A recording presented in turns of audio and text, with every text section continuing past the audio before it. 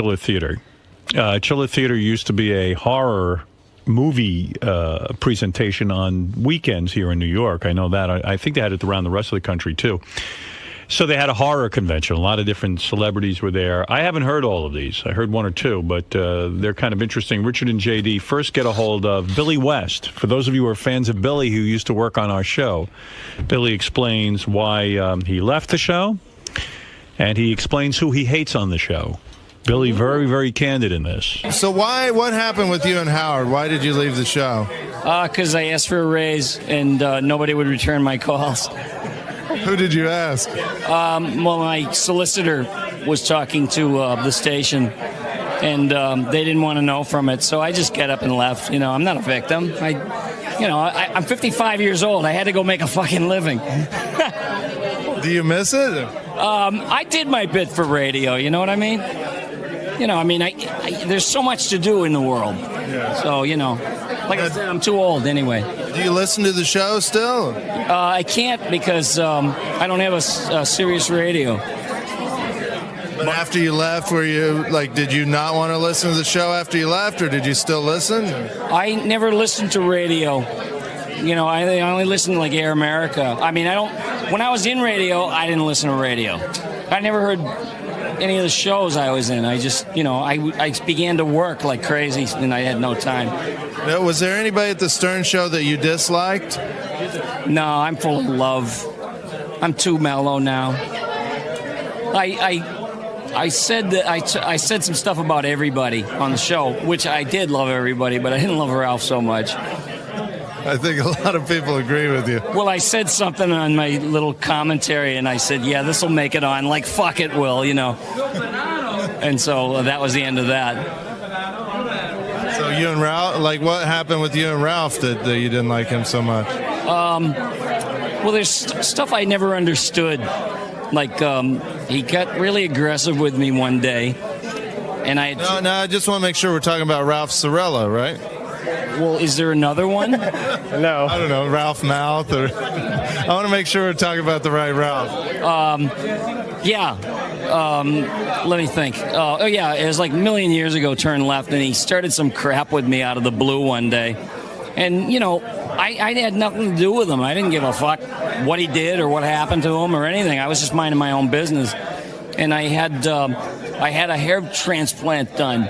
And I wore this Yankees baseball cap, and he comes galloping in out of fucking nowhere one day into Gary's office, grabs my head and starts squeezing it like that. And I got up and I was like, what the fuck do you think you're doing? I'll knock you through that fucking wall.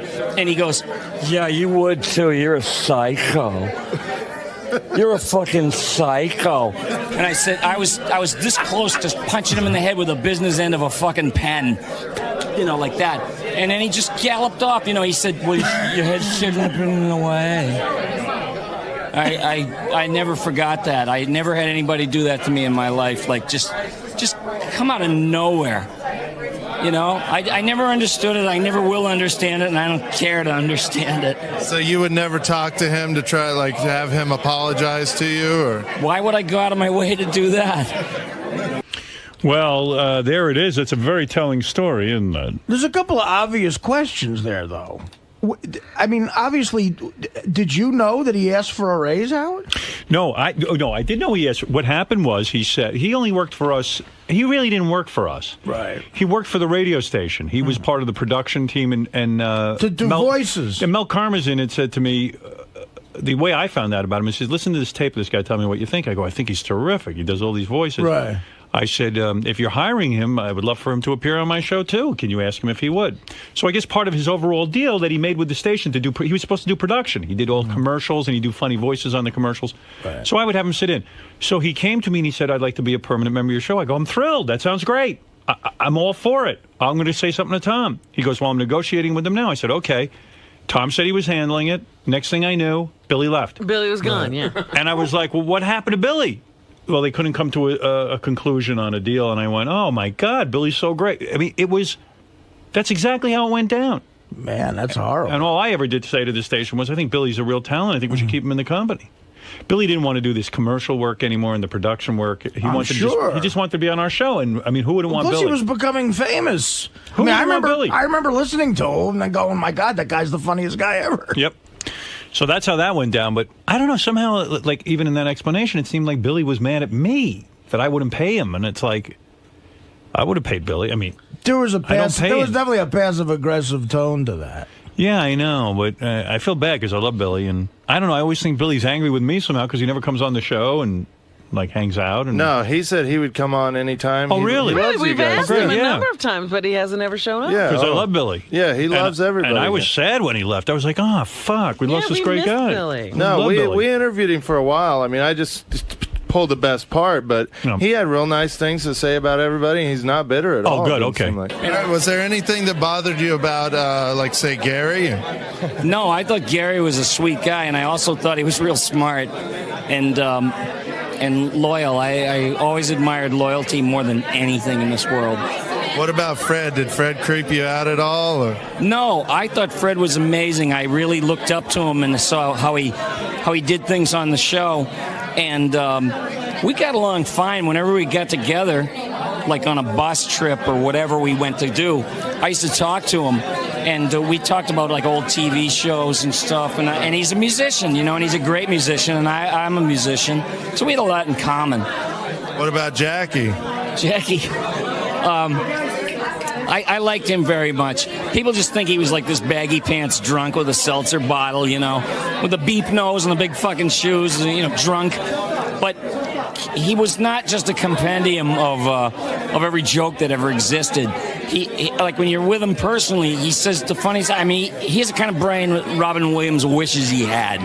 I don't know. I just feel so bad that I liked him so much. I don't even mind admitting to you that when Jackie left, I remember discussing it with writers at the Norm Show that we all heard the rumor was he was going to take this job. Jackie, we were like, my God, this is going to be the greatest thing ever. Yeah. Well, Billy, Yeah, but he went out to the West Coast. We lost him. that's it. That's how it worked. Let's see. Richard and JD interview Eric Roberts, the famous brother of Julia Roberts. I understand when you first approached him, he didn't know you were from our show, and he bawled you out. Well, he went up to our cameraman, Adam, and said he was going to kick his motherfucking ass or something like that. He just jumped out of his chair and ran up to our camera. He's nuts. When he saw a camera, he got freaked out. But then he found out it was for you, and he loves you, so he was happy to be Here he interviewed is, then. the very famous Eric Roberts. So, Mr. Roberts, what are you up to today? Signing autographs, saying hi to people I don't know. What are you doing, Dracula? Interviewing you. What? Why you out in the daytime, pal? I'm indoors. Ah, that helps, huh? Gotcha, okay. What do you think of the whole... Well, we have skylights, though. I know, I'm sweating it. What do you think of the whole Imus situation? I think it's unfortunate. I think I'm not an Imus fan. I'm a Howard fan, but I feel bad for him because he's always been paid to be outrageous, and he's being outrageous, and he had us a nappy-headed hose, and he's hung out to dry for it. I think it's an overreaction, but I also think it was uncool for anybody to say that. But he's known for that kind of stuff, so why come down on him so hard? I think that maybe Howard should help him because Howard's the only one who probably can, I think. But I feel bad for him. I don't know why, but I do. But also, that girls' basketball team did not deserve to be called nappy-headed hose, but that's another story. Have you ever used the N-word? Never. Except never. Do you shave your private parts? Only when my baby asked me to. And she says, Eric, let's have a little bald action. I say, okay, let's do it. Did you vote for Sanjaya? Of course I voted for Sanjaya. I'm a Howard Stern fan. You do whatever Howard says? Pretty much. About half-assed, yeah. Do you mind if we ask about your sister? Whatever you want to ask. Are you guys friendly now? Well, here's the problem. She asked me, what do you think of my husband? I said, you don't want to know. She said, oh, no, tell me. I said, okay. He's married to a woman. They're making a baby. Then the movie star makes eyes at him, and he divorces his wife, and he goes after the movie star. I don't think much of him. Get out of my house and never come back. That didn't really happen, though. Are you circumcised? Indeed. Are you as sexually active now as you've ever been? Ask me again, because I was sweating. I'm trying to wipe it off. Are you as sexually active now as you've ever been? Now I'm more, because I got a wife who's just hotter and hotter and hotter and hotter. Who's the biggest a-hole in Hollywood? That's a hard question. There's a lot of room for that. I don't think I'm the one to pass that on, though. Next question. How heavy is the fattest chick you ever banged?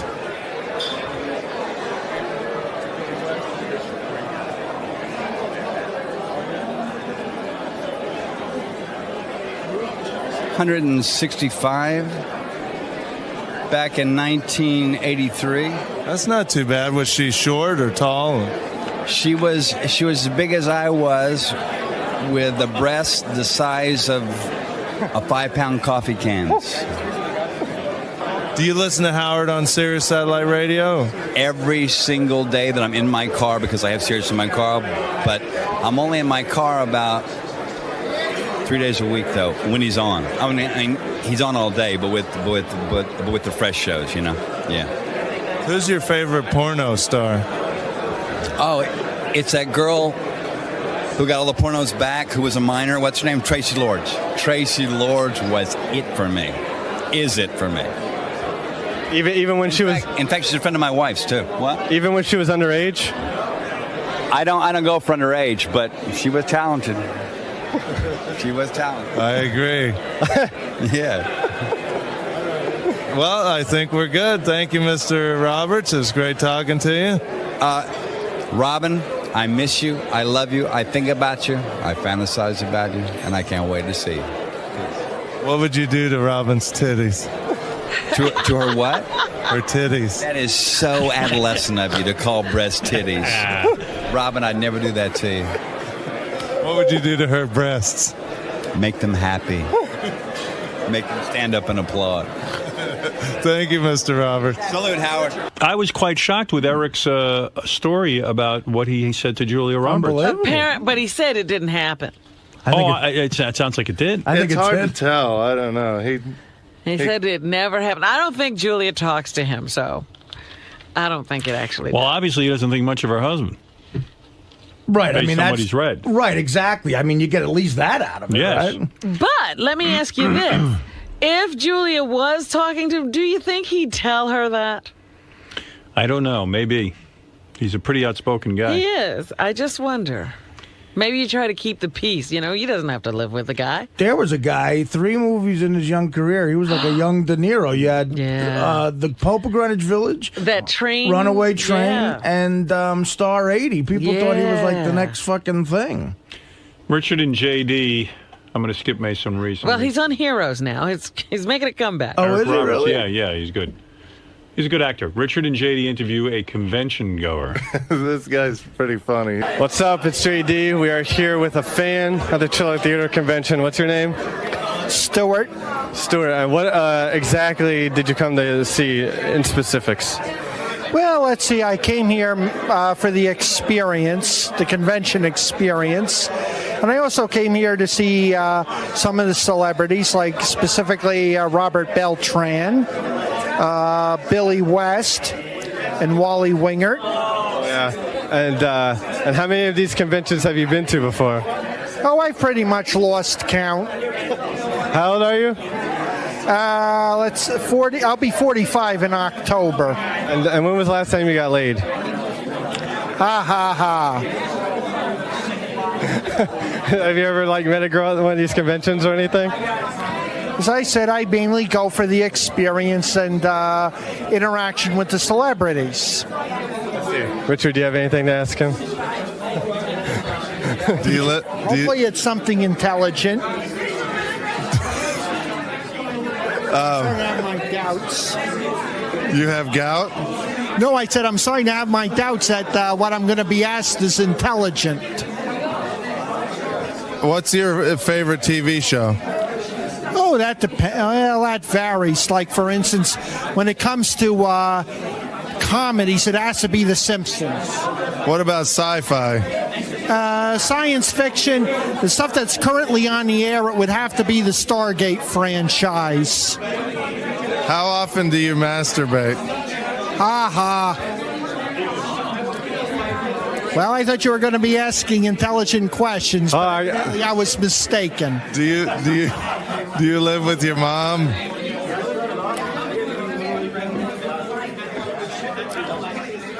Well, that doesn't really have much bearing on the convention scene, does it? When did you lose your virginity? Well, let's just say if you lose something, you can always find it in the last place you look. Do you shave your private parts? As I said, well, it looks like we're really getting a load of intelligent questions today. All right. How big of a How nerd? do you split the atom? Well, JD excited to meet someone on his level. On his level, how big of a Thanks. nerd do you have to be goofed on by JD for being a nerd? Well, that guy, I'll tell you what, that guy might not be a nerd. He didn't take your shit. Well, plus we were in costumes. I was a vampire and JD was a muscle man. Oh, really? So we looked pretty dorky, yeah. Here's Richard and JD interviewing. Now, I'm spacing out on this guy. Who? From Star Trek. Robert Beltran? He was Chakotay. Chakotay, come here. Voyager, him. Commander, yeah. I know who you mean. Like the good-looking guy. Yeah, he was, with 7 of 9 toward the end. And he had that Indian thing painted on his face. He's also one of the better Mets right now. Not the same Beltran. So I'm here with Robert Beltran from Star Trek Voyager. How you doing, sir? Great. I'm doing great. So what are you doing here? Hell if I know. I lost consciousness a couple hours ago. I'm on autopilot. So were you a big Star Trek fan? Or? No, I absolutely hated it. Seriously, I never liked it. And I still don't.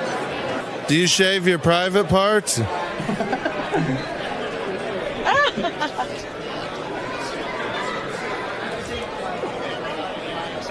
Why must you ask that? Do you like a girl to shave her private parts? Let's just say I like girls shaved and unshaved, okay? Doesn't matter.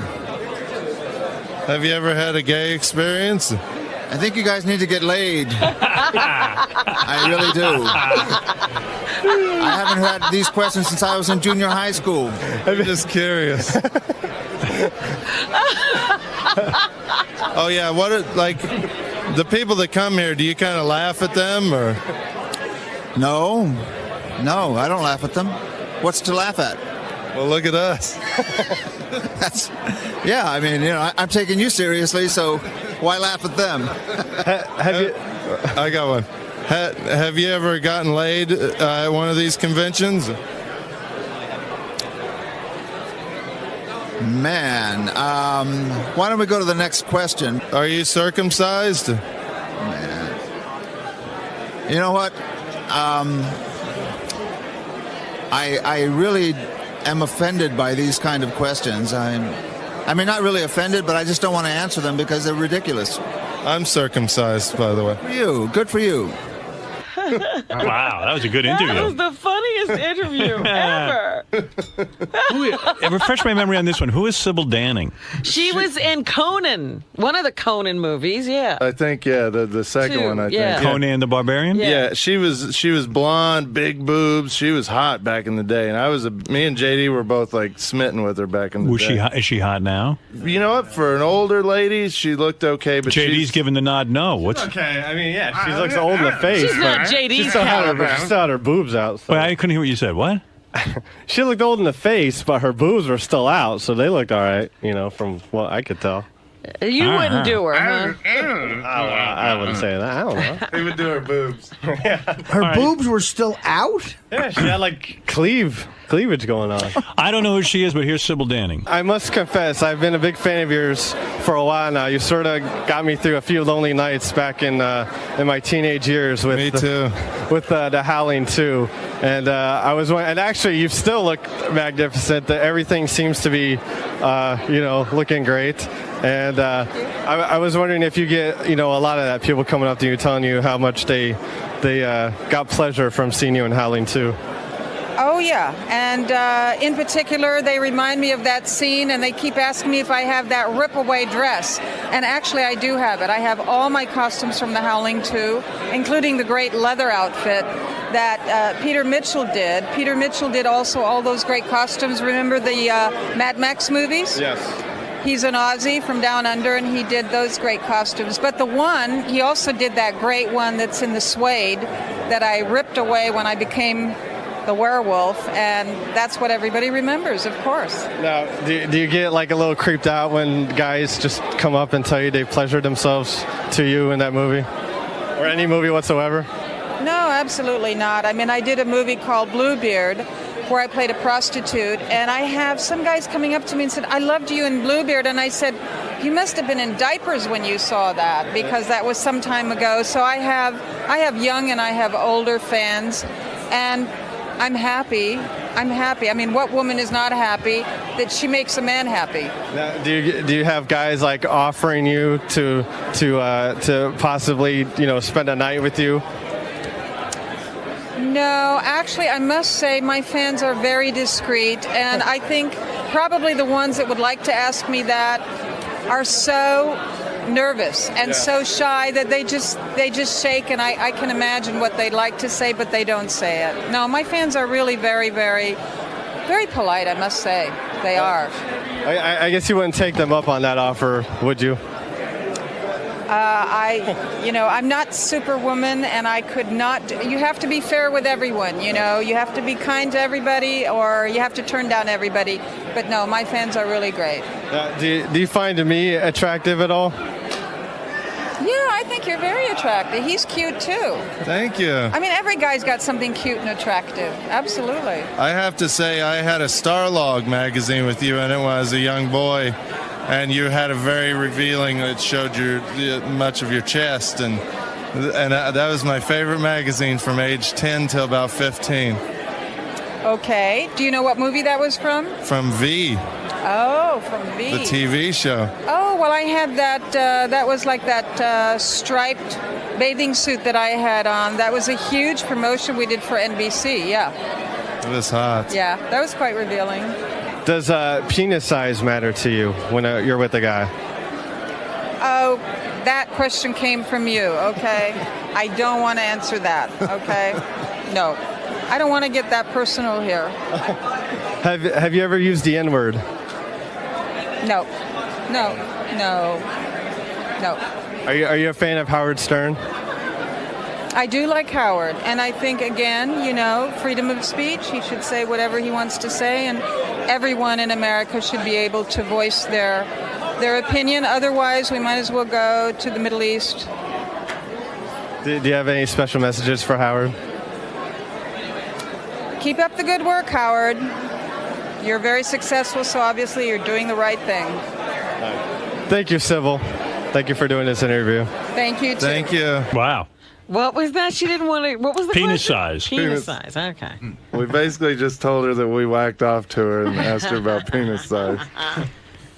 Oh, Zachary. Now, probably 3 people know who Zachary is. You loved Zachary. I love Zachary, too. You know Zachary? Yeah. But you were in Kansas. No, he used to do intros for horror movies on videotapes. Oh. And I used to rent videotapes, and he'd be on them. Zachary's this cat who was a disc jockey.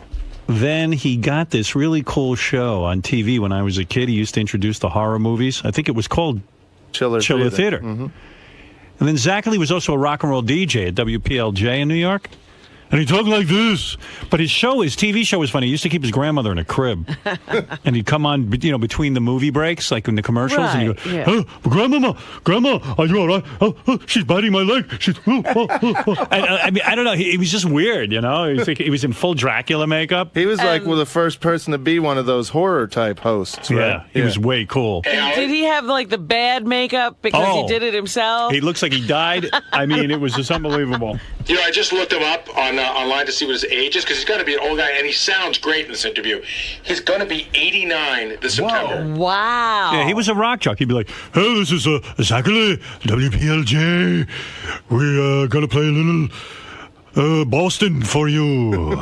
Like that. He was just weird. I remember about 10 years ago, you did it like an hour imitating Zachary one morning, and I was like, that's the coolest thing ever, because it was just so funny, and not too many people know of Zachary. All right, this is Richard, and we're here with the legendary Zachary. Yes, that's true. Yes.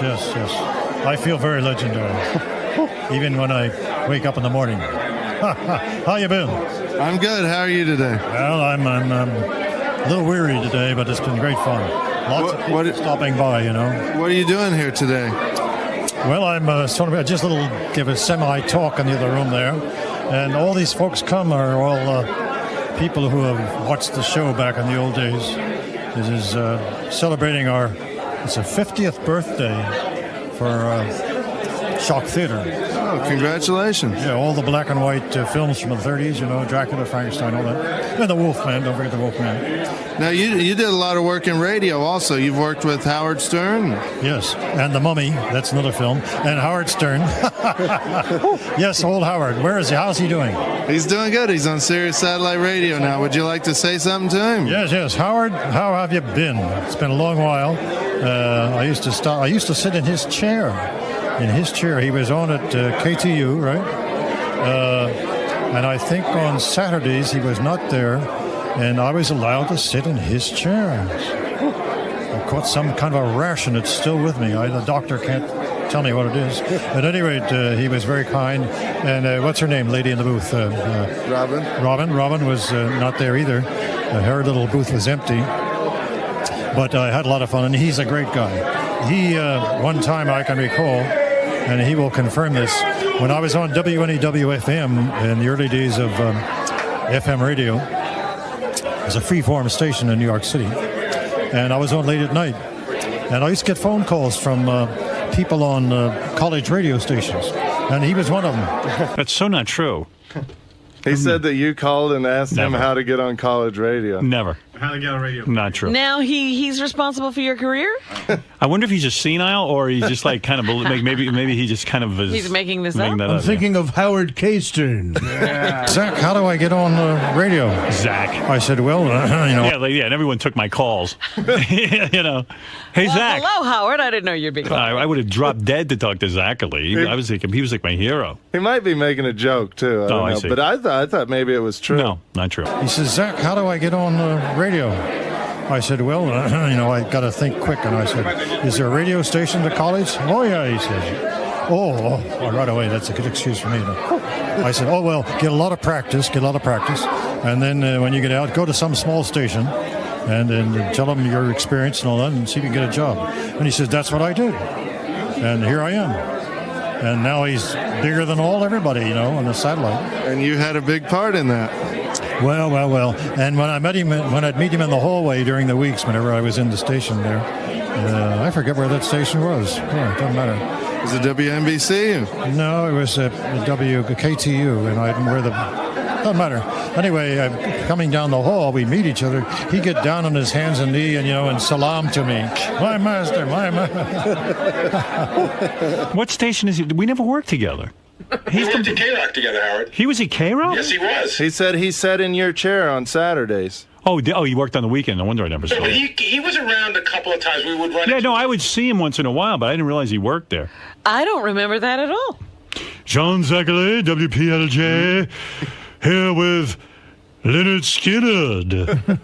No, Zach. Oh, Zach, He could have been like Alan Freed at that age, because 50 years ago he was in his late 30s, and that was the beginning of rock and roll. He was way too old to be doing it. I mean, he was just like an older guy. He even sounded weird on PLJ. He'd be like, "Oh, Zach, huh?" Meanwhile, he sounded old. Yeah, you expect him to introduce Glenn Miller Orchestra or something, not Boston. Well, you say hello to Howard, will you? I will. Do you got a message you'd like to give to Howard and all his gang? Yes. Behave yourself, Howard. You want to say goodbye from Zachary? Bye-bye, my boy, whatever you are. Great, thank you very much. Man. Thank you, Zachary. Did you see that laugh? After his grandmother would eat like human flesh, and would be like, oh, Grandma, you go eat that leg, and I'll be right back. Oh, John Zachary here. Oh. He was real creepy. He was in like a dungeon or something, right? Yeah, remember that hand that would come out of the ground with 6 fingers on it? Yeah. It's really free. I'd count the fingers each time. Make sure it was still the same thing.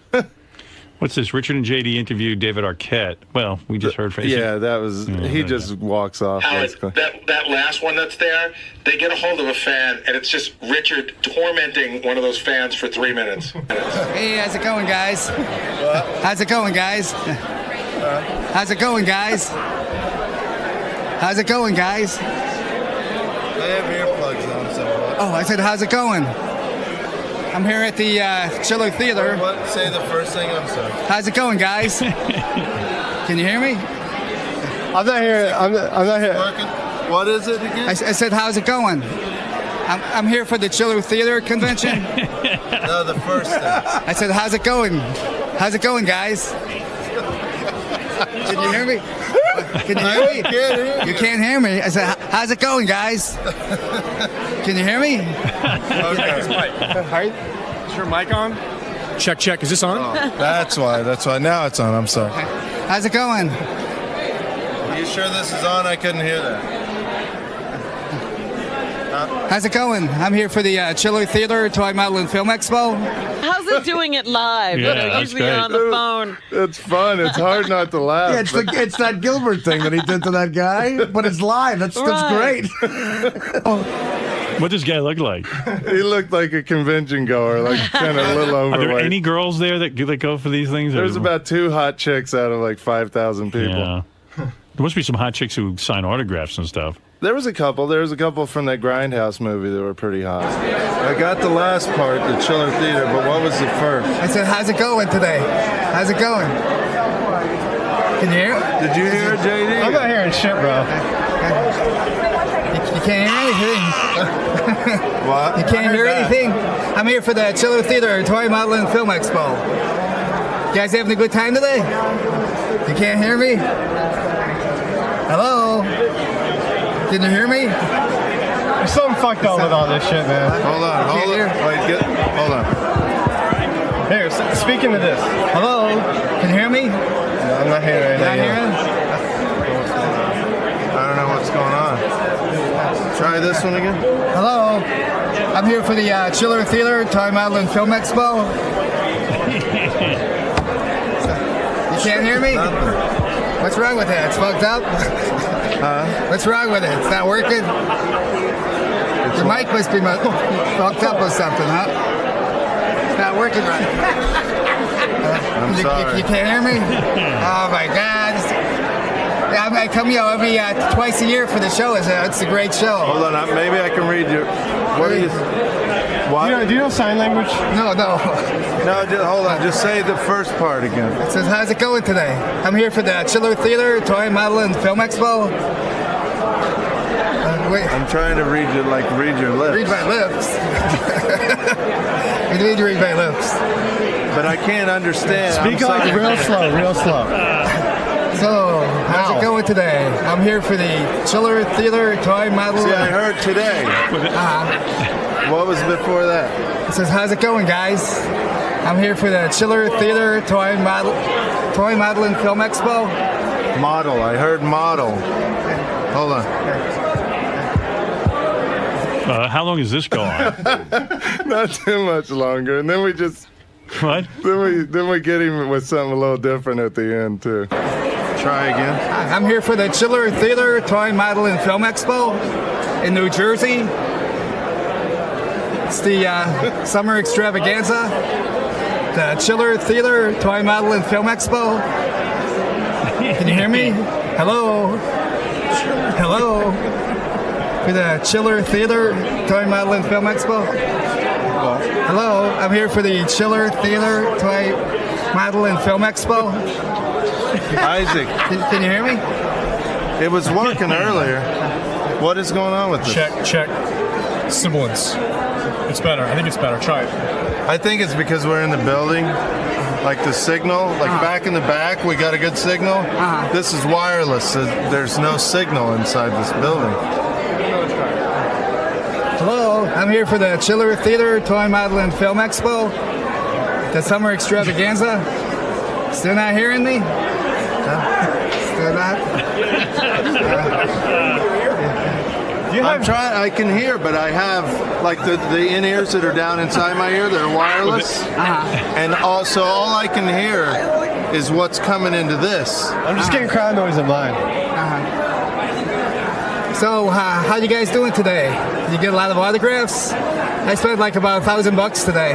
I got in here yesterday night on Friday to meet all the people from Grindhouse. That was a great movie. Did you guys get to see it yet? Did you guys get to see Grindhouse? It's a great movie. I took my mom to see it on Easter. I saw it like 3 times already. It's a real good show. They got all the cast and crew. I'm not getting any of this. I'm sorry. Oh my God! Ask it again. What? I spent about $1,000 today on autographs. I got all the people from Grindhouse. The big movie. Did you ask me? You asked me a question though. Oh, I said, how's it going tonight? Did you say Monster House? No, I never saw that movie. I never saw Monster House. Did you? No, but you asked me something. Oh, I said, did you get a lot of autographs today? I asked you if you got a lot of autographs today. At the Chiller Theater Toy Model and Film Expo. Hello, you can't hear it? Hello? Hello? Can you hear me? Can you hear me now?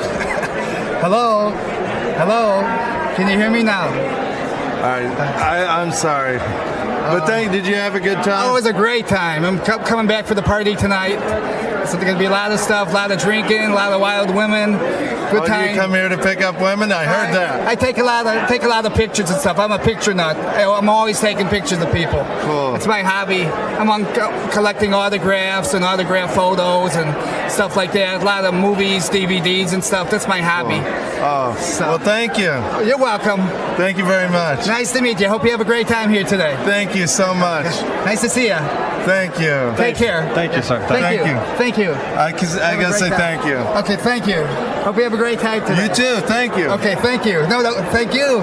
Thank you. Thank you. I can't thank you enough, bro. Oh, thank you. Have a good time tonight. Okay, thank you. I see ya. Have a great time at the Chiller Theater show. Have a great time at the Chiller Theater show. I said have a great time at the Chiller Theater show. Try now. Have a great time at the Chiller Theater Toy Model and Film Expo. The Chiller Theater Toy Model and Film Expo. I got Expo. Expo. The Chiller Theater Toy Model and Film Expo. Oh, thank you. Thank you. Thank you, and thank you too. No, thank you. No, thank you. No, thank you. Thank you. No, thank you. Okay, Thank you very much. Okay. Thank you.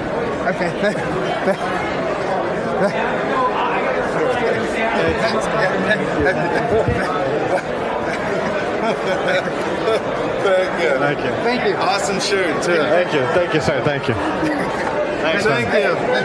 Thank you. Don't touch me. Thank you. Keep filming. Thank you. Thanks. Thank you. Thank you. Wait. Thank you. Thank you. No, thank you. Thank you. Thanks a lot. Thank you. Bye. Thank you. Thank you. Thank you. Bye. Thank you. Thank you. That guy really wanted to be on the radio, didn't he?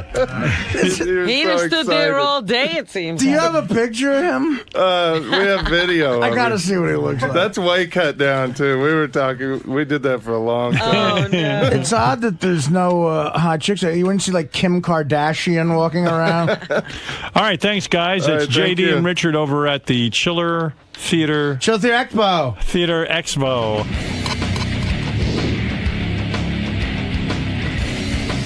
Hey, it's Richard Christie and JD Harmeyer. And we're here at the Chiller Theater Convention in New Jersey. It's a horror sci-fi convention.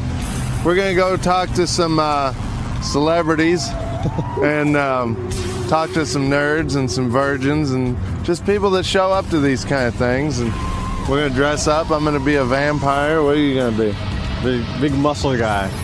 So we're going to dress up, have a little fun, and let's go to the car and get dressed, JD. Let's go. Put it on my vampire shirt. I'm sure this thing will be stained. Am I tearing this tag off? I guess it goes on. Can I just leave my phone here or what? Take the gift separated. Richard, That looks so cheap. will you button me up? You don't even have a chest. Where's your chest? Isn't this it? Alright, so I got to put on my vampire makeup. What else do I have? Just a cape? Or? Cape, makeup. I think that's all you have, right?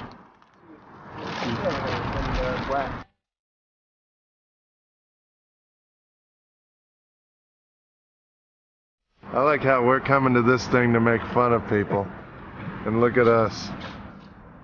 We're going to be the biggest dorks in this whole thing.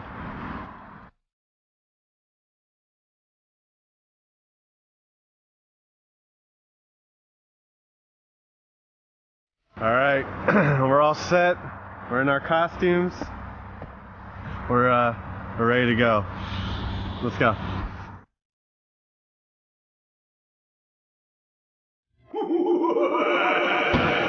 All right, so we're here in the convention.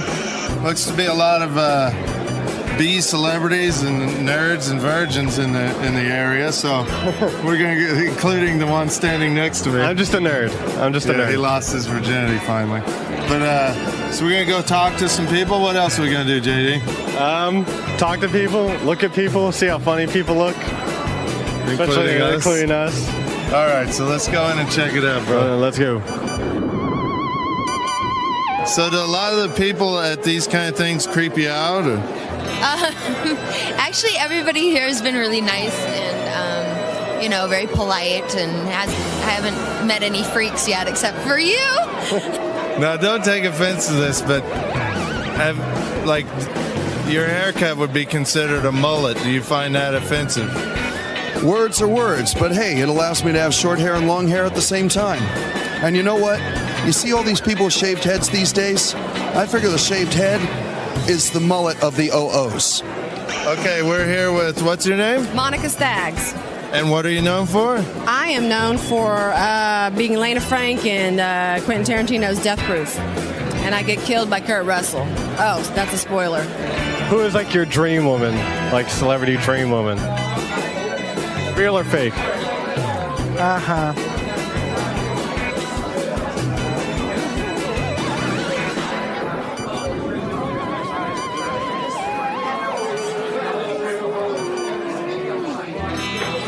I thought you'd be asking stuff more germane to the convention. How about a little Jackie puppet? I've been doing a combination of the Jackie puppet and Jackie, the real Jackie. Like, wait, I get another one. wait, this is funny. I promise you. What the fuck are you looking at? Laughing up, I laughed when you two came in.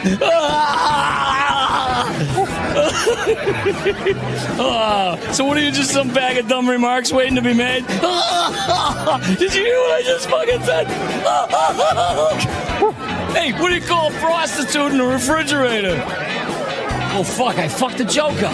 Wait, let me start over. Take two. What do you call a whore in a refrigerator? A prostitute. Oh, I'm gonna fucking die. I need some pot.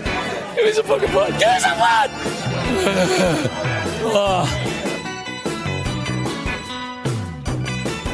How big's your penis? Oh, as big as it has to be, and bigger than some. What do you think about this guy standing next to you? I think there's some issues in there. Like what? I don't know, like, well, for instance, you could choose to, like, take out a gym membership, eat high-protein food, work out a little bit, but instead you decide to go the cheap route, go to a costume shop, and get one of these. It's just a costume, bro. Are you guys circumcised? All right, we gotta go. Let's go. Come on. Circumcised. We'll see you Monday. Yeah.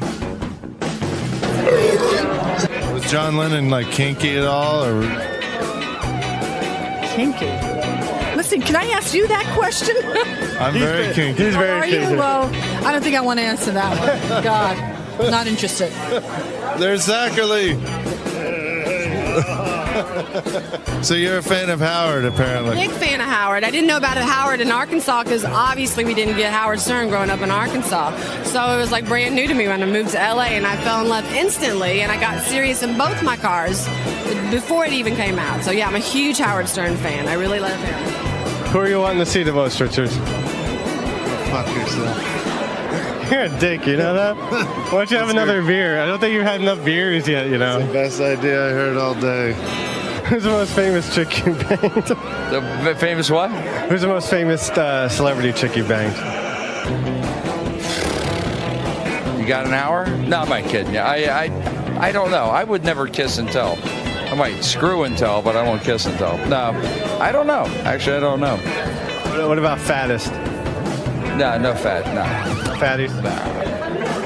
No fatties. Do you find me attractive at all? Do I find you attractive? Yeah, I think you're kind of cute. Sweet. Yeah. That's all I had to know. I think you're cuter than him. Ah! Hey. Bend over, JD. Yeah, I'll spank him. You got to bend over more than that. All right, that's enough. Jesus. Oh, come on. I was just getting going. I was just getting warmed up. Well, he can get spanked. It's funnier when you get spanked. Well, no, it didn't. I'll give you $5 if you jump as high as you can. $5 if I jump as high as I can. So that means I can't like half-ass it and just do a little hop, you know? No, you gotta jump 5 times, $1 each time. I'll give you. 5 times $1 each time. I'll even hold your glasses. Ah, you'll hold the glasses, huh?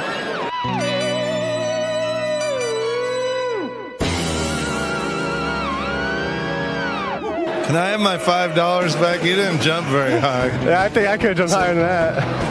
All right, show me. Show me, buddy. Here, you guys do it next to each other. Let's have a jumping contest. All right, ready? 1, 2, 3, go. See, he's holding me down, the fuck. Cheater. Did he ever try anal with you? I don't think that's something that you ask a lady. I'm sorry.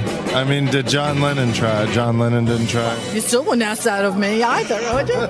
I'm not going to answer that one. So what's your name? Lisa.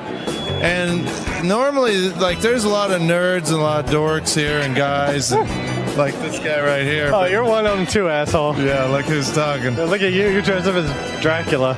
Yeah, shut up. But most of this convention is, young, kind of dorky guys. What's an attractive young lady like you doing here? I'm just here hanging out, drinking, checking everything out, checking you guys out. I said, have you ever run into a smelly vagina? Well, I might have, but I wasn't aware of it at that time, but yes. I have no idea, maybe. I'm an athlete, so that could have happened.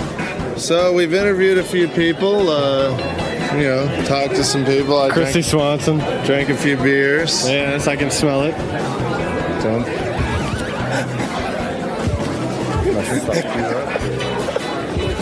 Tired of it. Tired of you mocking me. All right. You're not here to meet guys, are you? No. because you're not in the best place to meet guys. No, I'm not here to meet guys. She is, but maybe not the best looking guy. Unless you want to meet guys that live with their mom. I want a hot dog, but they cost too much. That's what Isaac, the producer, told me to say, because I would never say that. That is the dumbest thing. Isaac Spielberg. Isaac Spielberg told me to say, come on, let's get real here. Show Let's Isaac. get real. Let's get real. This guy's telling us what to say. That's not reality, bro. Fuck you. Just do what I say. Hey, Shuli, how you doing, Shuli? Shuli, somebody mistook him for Shuli. Just pay attention. Just do what I say. Say shalom, biatch. Oh, all of a sudden he doesn't know. Shalom, biatch. You're an idiot. No, I didn't want to leave without saying thank you. No, thank you. Thank you. Okay, thank you. Thank you. Thank you. Yeah, thank we you. really mean it. We're not joking around. Thank you. Okay, thank you. Thank you. Thank you. Thank you. I'll see you guys. I'll see you guys. Thank you. Thank you. Okay. I'll see you guys. Have a great time at the show. Okay. Thank you. Thank you. Okay, thank you. See you. Thank you. All right, so it's the end of the day at the Chiller Theater Horror Sci-Fi Convention in New Jersey. We had a good time. What did we do today, JD? Talked to some celebrities, some fans. We're a little tired. Yeah, we're a little tired. This interviewing celebrity thing is a little tiring. This old vampire is ready for his coffin. All right, let's go, honey. Let's get the fuck out. Famous stand-up comedian, ex-intern of Howard Stern show, coming back to say hi to the gang, see if Gary will admit that he was wrong about telling me that I wouldn't make it as a stand-up comedian, and here to see everybody again and say hi to the crew. That's Mitch Vitelli. He used to be my intern. Always told us he was going to be a comedian. Yeah, he said he was going to be a comedy writer. We didn't know he was going to be a comedian. No, he used to tell me he was going to be a comedian. And then you pissed all over him. Oh, stop it. I didn't. Mitch I Vitel's was playing with him. comedy album, Super Retardo and Mini Skirts and Muffins, is available at stores, superretardo.com. Hey, there's Mitch. His hair is shorter. It looks like Mitch. Hey, Mitch. Oh, the thing is, it's got the mic on it, right? Yes. Hi there. You look so beautiful. Well, thank oh my you. God. It's good to see you. Hey, Mitch. Hey, Howard. You know, Mitch, I'm always proud of any intern that actually does anything, because I almost take it personally when an intern does badly. You know, because people go, oh, they used to be an intern. Yeah, right? yeah, they interned on the Howard Stern show. Look at him. And when my interns do well, makes it seem like almost like I'm legitimate in a way. I launched careers not only did you launch careers, but you made it okay. At least I heard you first when I was 15. Right. And you became my hero. And the reason why is because I think that you kind of taught me that guys who weren't cool could get girls. Yeah, that was my mission in life. Yeah, and yes. so then I was like, oh my God, well, I can do it. If he can do it, I can do it. And so that's why I wanted to become a stand-up. I heard you're banging a 19-year-old. 19-year-old girl. Yeah, that's your girlfriend. You moved He's her in. finally able to get a 19-year-old. Yeah. Took until he was, how old are you now, 37? I'm 38. You're 38? Yeah. Took him until he was 38 to get a 19-year-old. Yeah, I know the feeling. Yeah, it's wonderful. Once you can get one, it's wonderful. And what's even more amazing is that she's convinced that she would like me even if I wasn't a successful comedian. But yet I walk in the mall and nobody pays attention to me, but suddenly she says that she would have figured it out. How'd you meet her? She was a waitress at a comedy club. And she was into your act. And, I mean, you're a good comic. Your album sounds funny. Thank you, man. Now, that means a lot to me. Well, we've been following, your first Lettermans and all that. We were really proud. Yeah, but I thought you were mad at the show. No, I wasn't mad at the show. What I was is they had asked me to come back, and I said I wanted to come back when I had become successful because I wanted to say that I did it. Do you think it's right that you came on now? Do you feel successful enough that you're here, or should you have waited a little more? Is this the right timing or what? No, I felt Actually, right. Mitch is on the Tonight Show all the time. This was weird. Last night I said, Mitch is coming on. I'm going to look him up on Google. Right. And I Googled you, and then I went to your website. Right. And on your website is the clip of you on Jay Leno doing a report from the Grammys, similar to what you used to do, what Stuttering John did for us and what we did on the show. And I still hold it against Leno that he will not admit that he's got Stuttering John, the announcer. Mitch then comes out and does the Grammys red carpet and asks goofy questions of celebrities. Right. And the guy, no, nothing to do with your show. And last night, him and Kev were trying to figure out if Sal should go to Kev's party. Yeah, exactly. I mean, it does. And like Beth tried. Beth, my girlfriend, tried to calm me down. She goes, "Isn't that a compliment to you that all these guys are using your stuff?" And I go, "No, for some reason I don't feel generous." You're not complimenting. I wouldn't mind if Jay Leno in an interview said, Howard Stern made these things possible, and I'm trying to do them on my own. Didn't Dave Letterman admit to you that he started using his mom because you talked to your mom? Yeah, he admitted that. And that I can live with. I somehow need the recognition. I don't know why. I can't imagine one of my fans watching The Tonight Show and seeing you do your Grammys thing and seeing John do the announcing and then doesn't get kind of ticked off. Well, that's the first time I ever did a red carpet thing for him. Yeah, I used to go out to thanks man. I used to go to the Country Music Awards and stuff like that and talk to Willie Nelson and stuff like that in his bus and stuff. So, I feel like Jay talks down to you though. When I watched the clip, you did a really good piece. My girlfriend actually said that too. My girlfriend's like, he's kind of mean to you when you come out. Like he's better than you. Say that. He's in the middle of but he's in the middle of ripping me off. And he's even using my ex-intern in the bit. Yeah. And I sit there and I go, he doesn't know I was an intern. I know that. And the thing is that, he looks at Mitch. And Mitch is a lot shorter than Jay, and he kind of looks at me and goes, "Oh, you look like your clothes are funny." I mean, whose clothes are funnier than Jay Leno? You ever see him ride around on his motorcycle with that shirt that's all tight? Right, it looks like Halloween. Yeah, and his tits and his belly are hanging over the belt. I mean, in the big jaw. But he's Where'd looking you get your costume? He's looking at Mitch like he's a maggot. Meanwhile, Mitch just put together a brilliant piece for him that was really funny. Working hard for him. Yeah, it's weird. Well, yeah, and I appreciate the work. Good. You can't say that. I know. Jay's been very good to me. I was coached to say that. Jay's been very good to me. You left our show. Yeah. You did one of the most brilliant things I think any intern has ever done. And normally I'd be pissed about it, but it was so brilliant. When Mitch would get really angry, and most of your anger was Fred. That you didn't like. Yeah. And you would do a thing. A lot of Fred. I had no idea. There was a lot of me too, and I was really shocked. You know, Rob, I don't know why you say that. I was never mad at you. Really? No, let me tell you the brilliant I thing. recall feeling very upset that I didn't ever want to hurt you. I loved you. Yeah, no, because people have always said to me, why was Robin so bad? I'm like, I don't remember ever having Everybody a problem thought with Robin was bad. She had problems. I don't remember. No, but Mitch and I had a great relationship. I liked you. I really did. I always thought. Well, here's what Mitch did. I swear to that. Mitch used to work the computer and keep the notes and the log for our show. Right. My job was I'd have to put in what was happening every hour. Right. When Mitch would get mad, he would do something called a time bomb. No one ever thought to do this. He would look ahead 5 years, and he'd write, Fred is an asshole. I mean, you would write things about, like you would write, Fred. I'm trying to remember what it was. Like you would say, I don't know what the hell you said. I think one of them was like, I hope Fred chokes on a horse's dick and dies. I hope Fred's dead by now. Right. So 5 years. It didn't happen, Mitch. But I'm sorry now.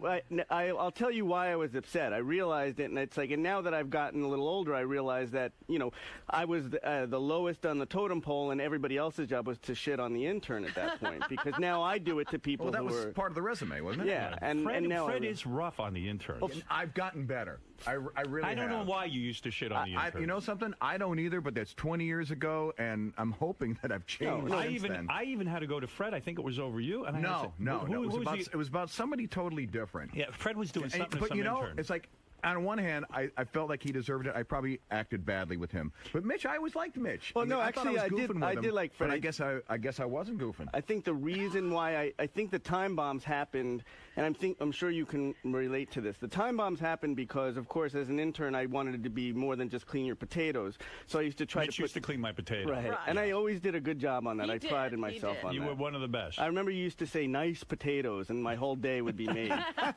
Nice potatoes today, Mitch. And now you're banging 19-year-olds. Yeah, look at that. And my dad would be like, I heard your potatoes were good today. That was my one job, so I wanted to do it good. So the thing that happened with Fred, just that I thought I would clear up, was when we had Milton Berle on, and Milton Berle was a big guest for us at the time. He was we didn't get a lot of huge guests. Right. And Milton Berle was one of our huge guests, and he went on this whole thing about how you're changing radio. Right. He made this whole statement, you're wonderful, you're changing the world. So I actually, on my own, to try to be an adult, went to Scott and said, let's take that clip and we can open the show with it. Good. So I went to Fred with the cart, all proud of myself. I cleaned your potatoes, and then I took my cart and I went to Fred and listen to that. Go fucking put that in. Fred puts it in and just stares at me while it's playing, and it ends, and you were talking about condescending. Fred just goes, yeah. And I go, well, don't you think that's kind of good? He goes, what's good? What I don't understand. What do you want me to do with this? I go, he's busting your balls. I go. That's not cool. Oh, it gets That's not cool. It gets really good. It gets really good. It gets really good. If I did that, no, we're so not even close to the end. Right. So I think this is called settling the score. Go ahead, This Noam. has been on my mind for 20 years. Fred, and I got to tell you, Fred. Get to the ass rape. Okay. Right. So anyway, Fred, and now to make it even worse, he keeps going, why are you having me listen to this? I go, well, don't you think that would be kind of fun to open the show with? Why? Why do you think? And he's just torturing me. I go, well, I don't know. It's kind of Milton Berle talking about Howard. Yeah, okay. Well, I don't get it.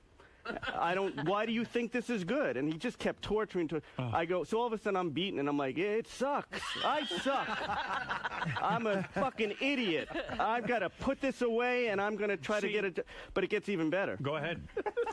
So that's it. So we put it away and it's done. Right. And months go by and we're cleaning out the office one day. Right. This is the moment I remember for the rest of my life. We're cleaning out the office and we have tons of carts and drawers. And we're pulling them out, and we're playing them and seeing what they are, just finding. And all of a sudden, we put in this cart that's not even labeled, and it's Milton Berle talking about Howard. Right. And you go, Jesus, that's brilliant. What is that? Why don't we open the show with that? Fred? And Fred goes, yeah, that is brilliant. I don't know whatever happened. Well, I don't even know where that's from. Oh, and I'm sitting there, and I'm going like, walnuts. Yeah. Right. And that's the moment I go, I'm going to go in and I'm going to set time bombs because I was like, I had to let it out somehow. You didn't know where to put it. Wow, that's a bitter intern. And Fred actually said, like, yeah, I remember putting that together. I remember that. I don't know whatever happened to that. You want to know something? I don't have a good memory about a lot of stuff, but that's bullshit. No, and you know not. it. Oh, now you're lying.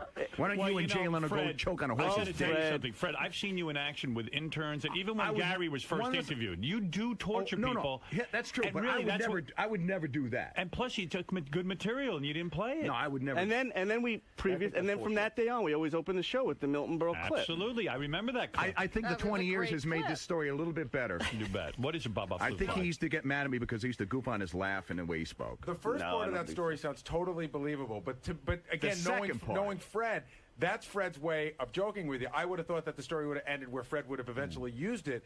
Because Fred used to...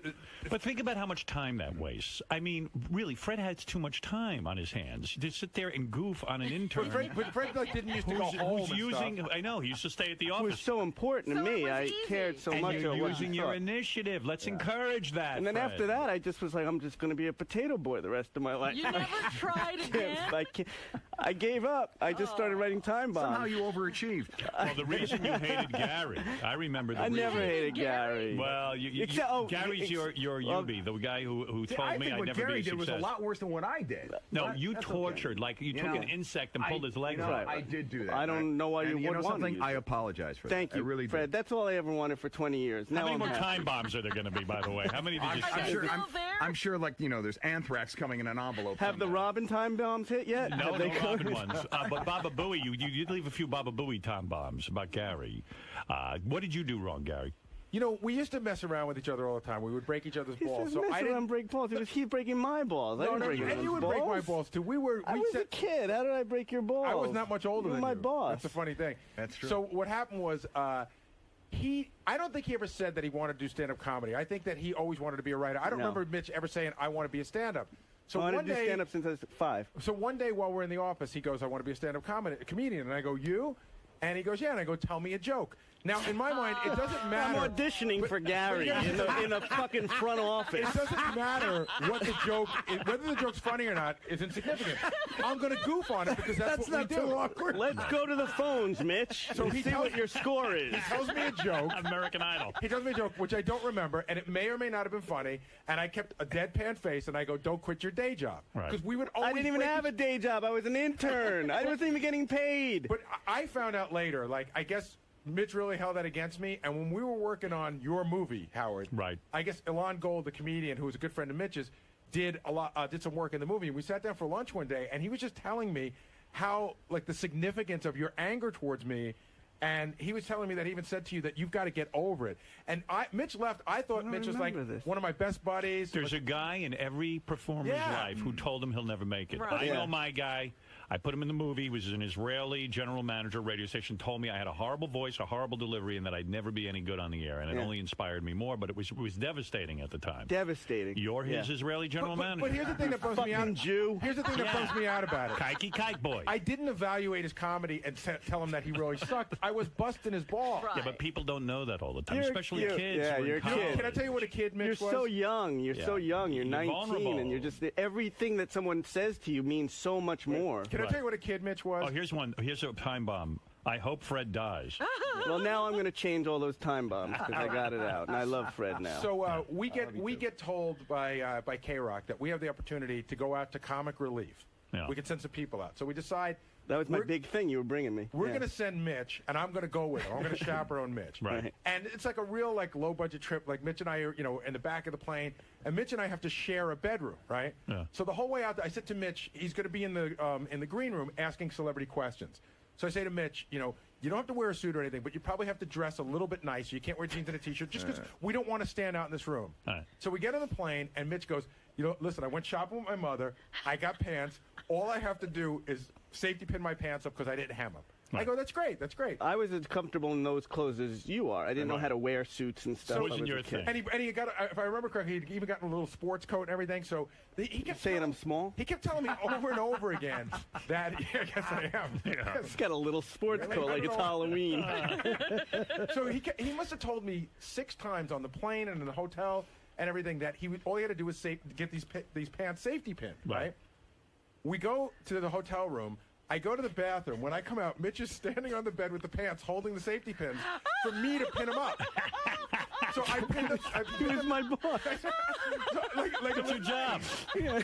You're his boss. Go. You made me look good. So we go to Comic Relief. And then he serviced me. My penis was out at the time, too. We go to Comic Relief. And again, smacked him in the head with it. Mitch and I were talking about this yesterday. Nobody in L.A. knows who Howard Stern is. Nobody knows the Howard Stern caliber question, so to speak. Right. So it's about a month after. I mean, the ones that Jay Leno now uses? Yeah, no. The Howard Stern caliber questions are the ones that Jay would never use, that are so edgy. Right. So it's about a month and a half after the whole Joan Rivers show has died and that Edgar Rosenberg, her husband, has committed suicide. Right. So we're in the green room. Mitch has this whole list of questions. And meanwhile, I don't know any of these people. Jackie used to just write questions for the interns to say. Right. Norman Lear comes back to the green room. He has just received a Lifetime Achievement Award for comedy from Comic Relief. Yeah. So Mitch raises his hand, and Mitch, what did you say? I said, is it true?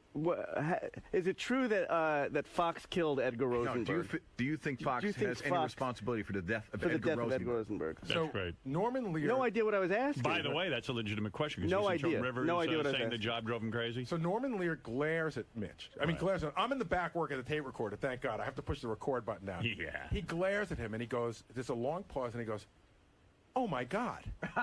He goes, I don't even, he goes, I just won a Lifetime Achievement Award. I don't even understand that question. Wow. And he wouldn't let it go. He kept going, oh, my God, oh, my God. So finally, somebody asked him another question, and he starts answering. He goes, I got to stop. I got to tell you. I don't get your question. Mitch is shuffling through papers. Mitch did a lot of good stuff. Mitch was the guy who did the whole homeless makeover on our video. Remember that? Yeah. He did a lot of good stuff. So Mitch was asking John questions before John. Oh, yeah, definitely. So what happened? I heard your particular intern story was that you were our intern and then you wrecked your car and your dad said, look, you're getting the hell out of that job. Those people are taking advantage of you. They're not paying you, and I'm not paying to fix your car unless you leave, which was good probably. It got you out the door. I think even you said, I wouldn't let my son work on a show like that for free. I think that's what it was. And you were upset that you had to leave, and you even went and called your friend at NYU named Stuttering John. Well, there was a guy at the... and I actually had to apologize to Stuttering John because I think I did something bad to him when he first started. Because he first started and he said to me, and I don't know if you remember, I wrote this funny song for Howard, and it calls him a Jew boy. Right. And I said, well, Howard will love that. That'll be hysterical. He always laughs. And he played it, and I remember listening that day, and you going, what the hell do you think? The line was, poor little Jew boy thought he was a coon. Right. The actual line after the song. Oh, it was great. But it was funny because Mitch Mitch felt so bad about leaving us so quickly, and he wanted to help us, get And a I said replacement. And Mitch was all weird about the stuttering part. He's like, listen, the guy stutters, but it really won't affect his job at all. He's a good guy. I walk by and I go, my ears perked up. I go, you said there's a guy who stutters? I go, no need to interview him. He's hired. That's it. Right. John's still offended by that, by the way. Good. That you said hire him before I ever met him. Just Absolutely. Based on the stutter. That's the truth. And he took it to a new level, the whole intern thing that I never thought That's I'd. right. Yeah. But so your dad got you. So what happened? You left, and I had no idea what happened to So you. I left. Well, what is even weirder is I had one of those weird kind of. A couple of people knew me because we had done the underpants party and stuff. Right. So I now wanted to become a stand-up comic. So I got a job as a waiter at an overnight truck stop. So every now and then, like in the movie The Accused, people would come in and be like, "You're the guy from Howard Stern," and I would just deny it because it would look so bad that I was just working for you, and then I was taking people's orders at a truck stop. So this guy would come in every week and harass me. I know you're the guy. I know you're the guy. Those are the jobs that define you as a man. Absolutely. They do, because you those are the jobs that say, I got to get out of Those are my proudest moments that I said. And I remember I got a job serving cappuccino somewhere, and I was walking in the room, and all the cappuccinos fell and spilled all over my pants, and I burned myself. And I went home and I said, "What am I doing? I'm a waiter now." And I kept thinking of Gary. Keep your day job. Keep your day job. Yeah, keep now your look day at your day job. And then I just said I wanted to be a stand-up since I was a kid, and I know I was good at it. And I went to a stand-up comedy club, and I just started, and it just escalated. You quietly went out there every night. Some nights you bomb, some nights you do well. Absolutely. And Gary was like, "Why don't you come on the show?" And I said, "I just want to do it on my own and know that I made it, and then come back to Howard as a success." See, we always got a weird vibe that you didn't like us, and I realize now Mitch was he wanted to make it, so he would deny that he was part of the show. Even if, some people use the show to get spots at a club. Right. Mitch would never do that. I never wanted that. Yeah, I wanted to do it on my own because I felt like I wanted to know I was funny on my own, and then I said, and then hopefully. Do me a favor. And by the way, you watched me on the Letterman show the first time, and you complimented me, and I remember just this feeling that I had arrived. Yeah, no, it was a wonderful feeling. Good. You're doing great. And for old time's sake, do me a favor. Go out and wash me a potato. Yeah, get it right. I got you two big ones. Put a time bomb in the beautiful bread. You know what you wanted to. And by the way, Stuttering John was never as good as you at washing potatoes. You were good at it. I know. I tried to teach him. You try to teach these kids, they don't care. They don't give a shit. You wanted to talk to him about. We found him when he was an intern on the Brenner show. Oh yeah. Someone told me a weird story. Who told me this? It's in the notes. Is that where I heard it? Yeah. That you were on David Brenner's show interning, and you accused him of stealing a script of yours? Well, again, and I think that's when Fred worked on the David Brenner show, and Fred actually stole it from me. No, I was working on the David Brenner show, and they used to start the show, which was god-awful, if you remember. Yeah. And they used to start the show with some terrible skit. David would come out, and the audience member would do something crazy. I always wanted to be more than an intern, so I wrote this script, and we were not allowed to talk to Dave. You were just not allowed to. And so maybe that's a good thing. One day, I actually hid under the seats of the show. I hid there like a terrorist, just like a caveman, and just like ate under there for like a day or whatever. Really? Yeah, with the script, because you weren't allowed. And I knocked, and all of a sudden it got really quiet, and I was shaking, and I knocked on Dave's door, and he opened the door, and I said, "You don't know me. I'm an intern. Can you just read this? It's a script I wrote, and if you could just give me credit if you use it, I would really appreciate that, because I wasn't part of any union or anything." Yeah, you just want to get your stuff on And the he air. goes, "Yeah, sure, I'll look at it." Yeah. And he looks at it, and 2 days go by, and I walk in the studio, and that skit is the skit of the day, and another writer's name is on top of it. Wow. And that they couldn't use the skit if I had written it, because I wasn't part of a union or anything. Wow. And that's, why don't you time bomb him? What are you doing? They never I'm let doing him it near now. a computer. Wow. and Wow. and it ran, and I remember sitting at home that day, and I was, washing your potatoes or something, and I was watching it on TV, my skit. And I just thought, and I remember always thinking, like, what a shitty thing to do to a kid. And now looking back, I think it's so bad, because it took so much guts to just sit there and knock on his door, and then that was it. So let's get to the 19-year-old you're banging now. Let's fast forward to the real One of situation. these days we have to have him confront So David small. Letterman, or not David Letterman, David Brenner with that story. I'd rather confront David Letterman. Well, I don't think much will come of it. I think David Brenner's actually working at that truck stop I used to work at. Could be. Funny how things change, isn't it? Well, Mitch's comedy album, Super Retardo. Super Retardo. Is that supposed to be your Super Retardo? Yeah. You're not retardo. People ask me that a lot. No, I if mean, I'm what- retarded. Do you feel like you're retarded? Oh, they do? Why? Yeah. Sort of maybe because don't of the know. delivery. Yeah. I don't hear that. I don't either, but sometimes you get a weird. Yeah, I've had people come up and be like, "I think that's so great that you're doing so much as a retarded person." Are you so successful now as a stand-up? Like, I don't know what level Where you're do you at. live? Are you making a lot of money? I make a decent amount of money. Are yeah. you're able to live full-time off comedy? Oh yeah. I've been living full time off comedy for about 10 years now. Yeah. And do you tour the country? Tour the country. Play do- colleges? Yeah. I mean, you're pretty well known now. Pretty well known. I would say you're CDs known. are selling really, really well. And Where do you live yeah, now? I live in Hoboken. We bought a place in Hoboken. So you own your own house? Yeah, I own a house. When you say we, you bought it, right? Well, I bought it, and my girlfriend pays me food money. Does she really? She actually has to chip in?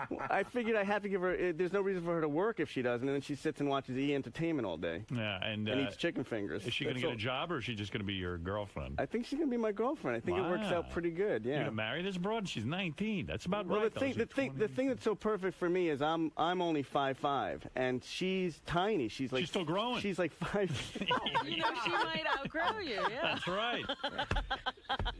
What if she grows past She's like 5 feet, which makes Right. me feel like a man. You know, Right. she's got a very, very small vagina, and because she's a very small girl. Teeth. Yeah, and so Have you found big vaginas that you've rattled around in? or you? Yeah. You went out with a short girl, she was almost half vagina. Yeah. What do you? Well, you said that you wanted to date Beth because she was tall, so Yeah, she. I like the height, yeah. So for me, as a smaller guy, whenever I go with a girl my own size, I always feel like a wimp when I'm walking. But with my girlfriend now, I feel so manly. Would you ever date a midget?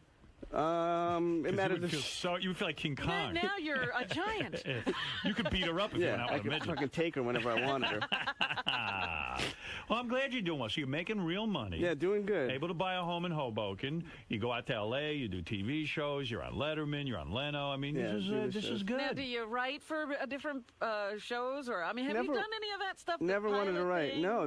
Never wanted to write for other people. I Yeah. just always felt, like I said, your stuff. Jay's wonderful to me. He gives me these correspondence pieces where I go out and interview people, and and now I'm talking to different radio, stations about doing TV shows. Oh, and yeah? stuff like that. Oh, wow, great. Okay. Weldon, you got maybe a sitcom deal, a holding deal? I had one. No, not anymore. It's amazing, those sitcom deals, because they sign you and they don't really know what to do with you. No, it's but just they really feel weird. something's happening. They hope you come Yeah, up with something. yeah. You've been getting laid a lot? I mean, did you get a bunch of women? So much. We stand up. Yeah, but it's amazing because as soon as you get it, there's something about when you're on stage suddenly that the girls want to be with that guy. Yeah. But then what starts to happen is you realize that they think that they love you, but they don't love you. They love the you on stage, and then all of a sudden they realize that you're kind of nuts. At least for me, like whenever they would date me, they'd be like, "Well, you're a little weird," like because I'd get depressed about stuff, and they just think that you're happy all the time because of my act. Yeah, they think you're the guy on stage. Yeah. Did you get any celebrity pussy? You know who I did make out with? Who? The girl from 90210, Which one? Lindsay Price. Don't know her. Which is the Asian girl. Oh. And I made out with her. She saw No me at a show. kidding. Which was like, to me, getting laid just to kiss somebody that was on TV. Why not And go then I further? blew Gary once. Yeah, so. right. But did you ever, like when you kissed her, why didn't it go further? Like, why didn't I you think get it could have, and I got nervous. Wow. I You got choked. really nervous. I choked. I'd only been doing comedy 6 years, and I couldn't believe I was somebody famous who was on a TV show at the time. That's big news. Yeah. Yeah, she doesn't know you. And I used was to be an intern. shaking. I was shaking. How depressing is that? I was shaking. I've done that a million times. Kevin, you're on the air in New Haven, Connecticut. Hey, how you doing, Howard? Yeah. Listen, Mitch, you are the funniest motherfucker ever. Well, there you go. I think that's Fred in the other room. He said he's doing well. This guy should be a multimillionaire. He should be selling out Madison Square Garden left and right. Thanks, Dad. All right? There's 3 guys in this world that have made me laugh so hard that I've cried. It's Artie Lang, Sam Kinison, and Mitch Fattel. Wow, that's very nice of you. Thanks and a lot. I know you said, you wouldn't want to write for anybody, but you would be the perfect writer for the Family Guy. That's nice. I'm going to send you a signed potato. Well, that's nice, I tell you. And you're doing well, and I'm glad for you. That I'm makes really, me really so happy Yeah. that you say that because you were I'm always happy. so important to me. No, we, the thing is that Mitch really left here angry with everyone but me, and that's all that counts. Well, apparently I got out unscathed. Yeah. I don't remember For you a having a problem with change. Robin. I'm sure you did. You were always nice to me. I know exactly what it was. I think maybe I was the only one you told that you wanted to be a stand-up comedian from what I'm hearing from these other guys. And you were supportive, I remember. I was supportive. Yeah. I said you were really funny, but the one thing I said to you was that if you ever became really, really famous, you would be horrible. I would be horrible. You did say that. Yeah, Are you horrible? I think I could be under the right circumstances. How does your girlfriend's parents feel about her dating a 38-year-old guy? Okay, so this is, and I wanted to ask you your question on this. So they loved me at first, right? But then, of course, then they loved me because their daughter was with somebody who was making some money and something, Right. and she was a waitress in Atlantic City, and not much going on. And I moved her to Hoboken, and then I have a journal every week, every month that I put out for my fans, and like a blog. Yeah, and this month's journal is. Beautiful girl, which was my first time this ever happened, came over and wanted me to sign her breasts. I'm assuming you've done this numerous times at this point, but this was my first time. It was very exciting, and it wasn't some slob. It was beautiful little tiny breasts. They were just gorgeous. So I signed them, and they took a picture of me signing them. So I put it on my website, and all of a sudden the mom calls. My girlfriend, why is he putting pictures of himself signing people's breasts on his website? Right. And then my girlfriend, why are you putting pictures of people? Why? I thought you would. I don't think it's appropriate that you're touching other people's breasts. And then I have to. Well, honey, it's my business. I can't put just pictures of me and you shopping. I go, that wouldn't really be interesting to the fans. And what do you want me to do? Pictures of me writing love poems to you? Right. So now they're like, it's fun until they see that I'm putting pictures of other girls on the site now. Oh wow, there's the Asian chick you made out with. Wow, I don't think she's Asian though. Oh no, she was Asian because I remember she was saying at the time that her and Lucy Liu were the two Asians looking for jobs, and man, she's nice. Yeah, she was pretty, right? Good for you. Yeah, Wow. probably could have gotten her. Yeah, she's half Asian. It looks like to me. I would guess. Hook Nose Mike, you're on the air. Morning, how with you, Hook Nose, you bastard. Listen, I just wanted to say that, I admire Mitch for what he's done. He hasn't attached himself to your name, and he built his career up from the basement, and started with you and didn't, ride your coattails. You know what I mean? Yeah, no, he's done very well for himself, and he's a respected comic, and we couldn't be happier for him. And the album is called Super Retardo. Mini Skirts and Muffins is also another album available in stores and at superretardo.com. Superretardo.com. I didn't want. That's nice of him to say that didn't ride your coattails, but I do want to say that you were a huge inspiration to me. Well, so. I'm thrilled. Who was your inspiration when you started out? Who made you want to do comedy? Well, I had weird inspirations. I was into talk shows. I was into Mike Douglas.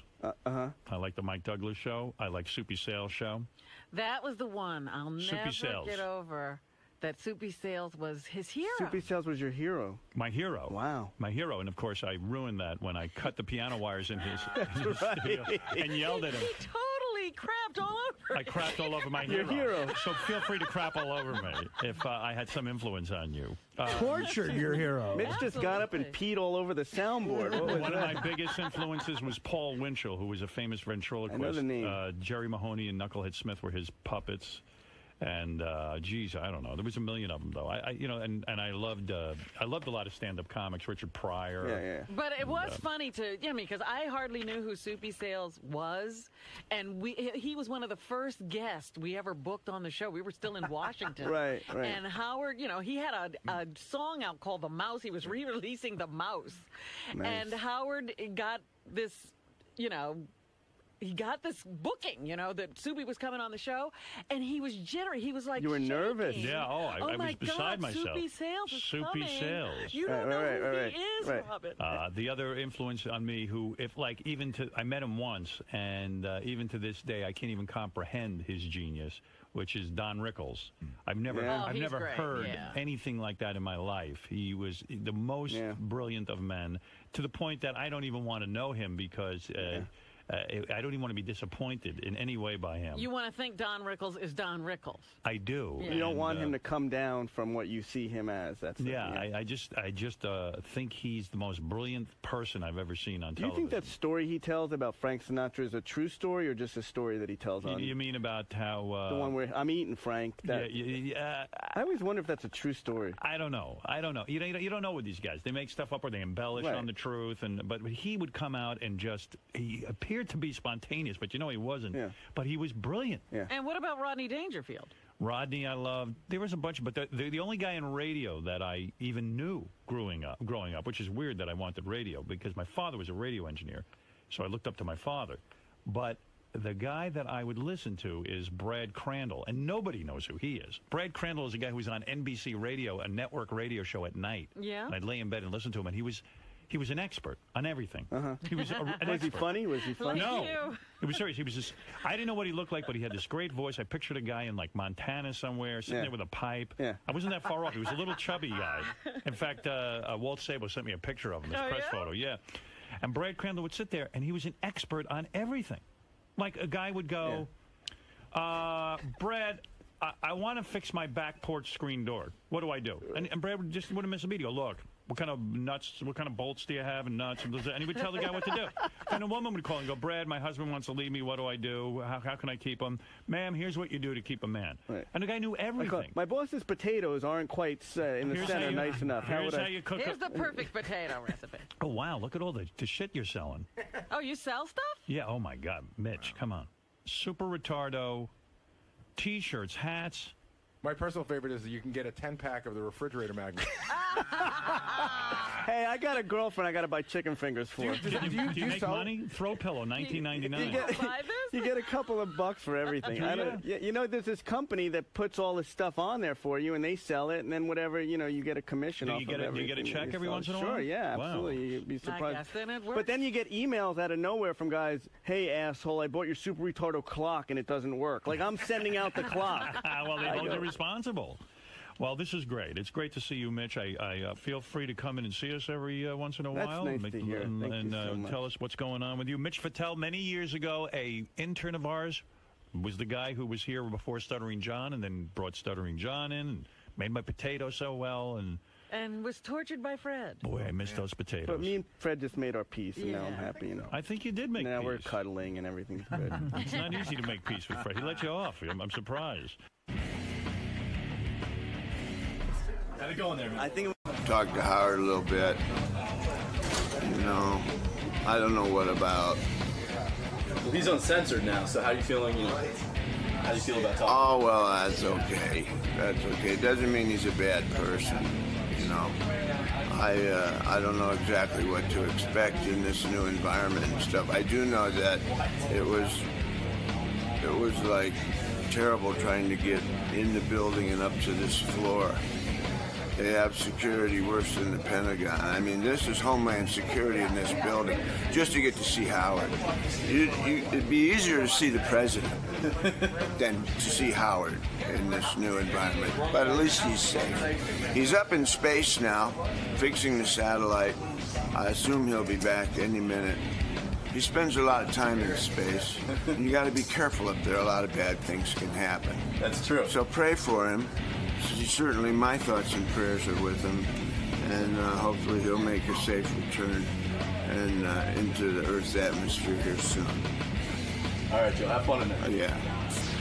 One of my favorites is here, Joe Walsh. Good morning, Howard. God, you look good. You sound good. It's so different, like waking up to come in here rather than like to be dragged in or being up all night. Yeah, being up all night. You look great, Joe. And how is it that the James Gang got together? Because as I pointed out to Robin, the last time I saw you, it's all your fault. I really feel somewhat responsible. I said to you the last time, why doesn't the James Gang go on another tour? Fine mess you got me in, I'll tell you that. And you said you would not go on tour with the James Gang, and yet here you are on a major tour with the James Gang. What is going on? Well, it sank in.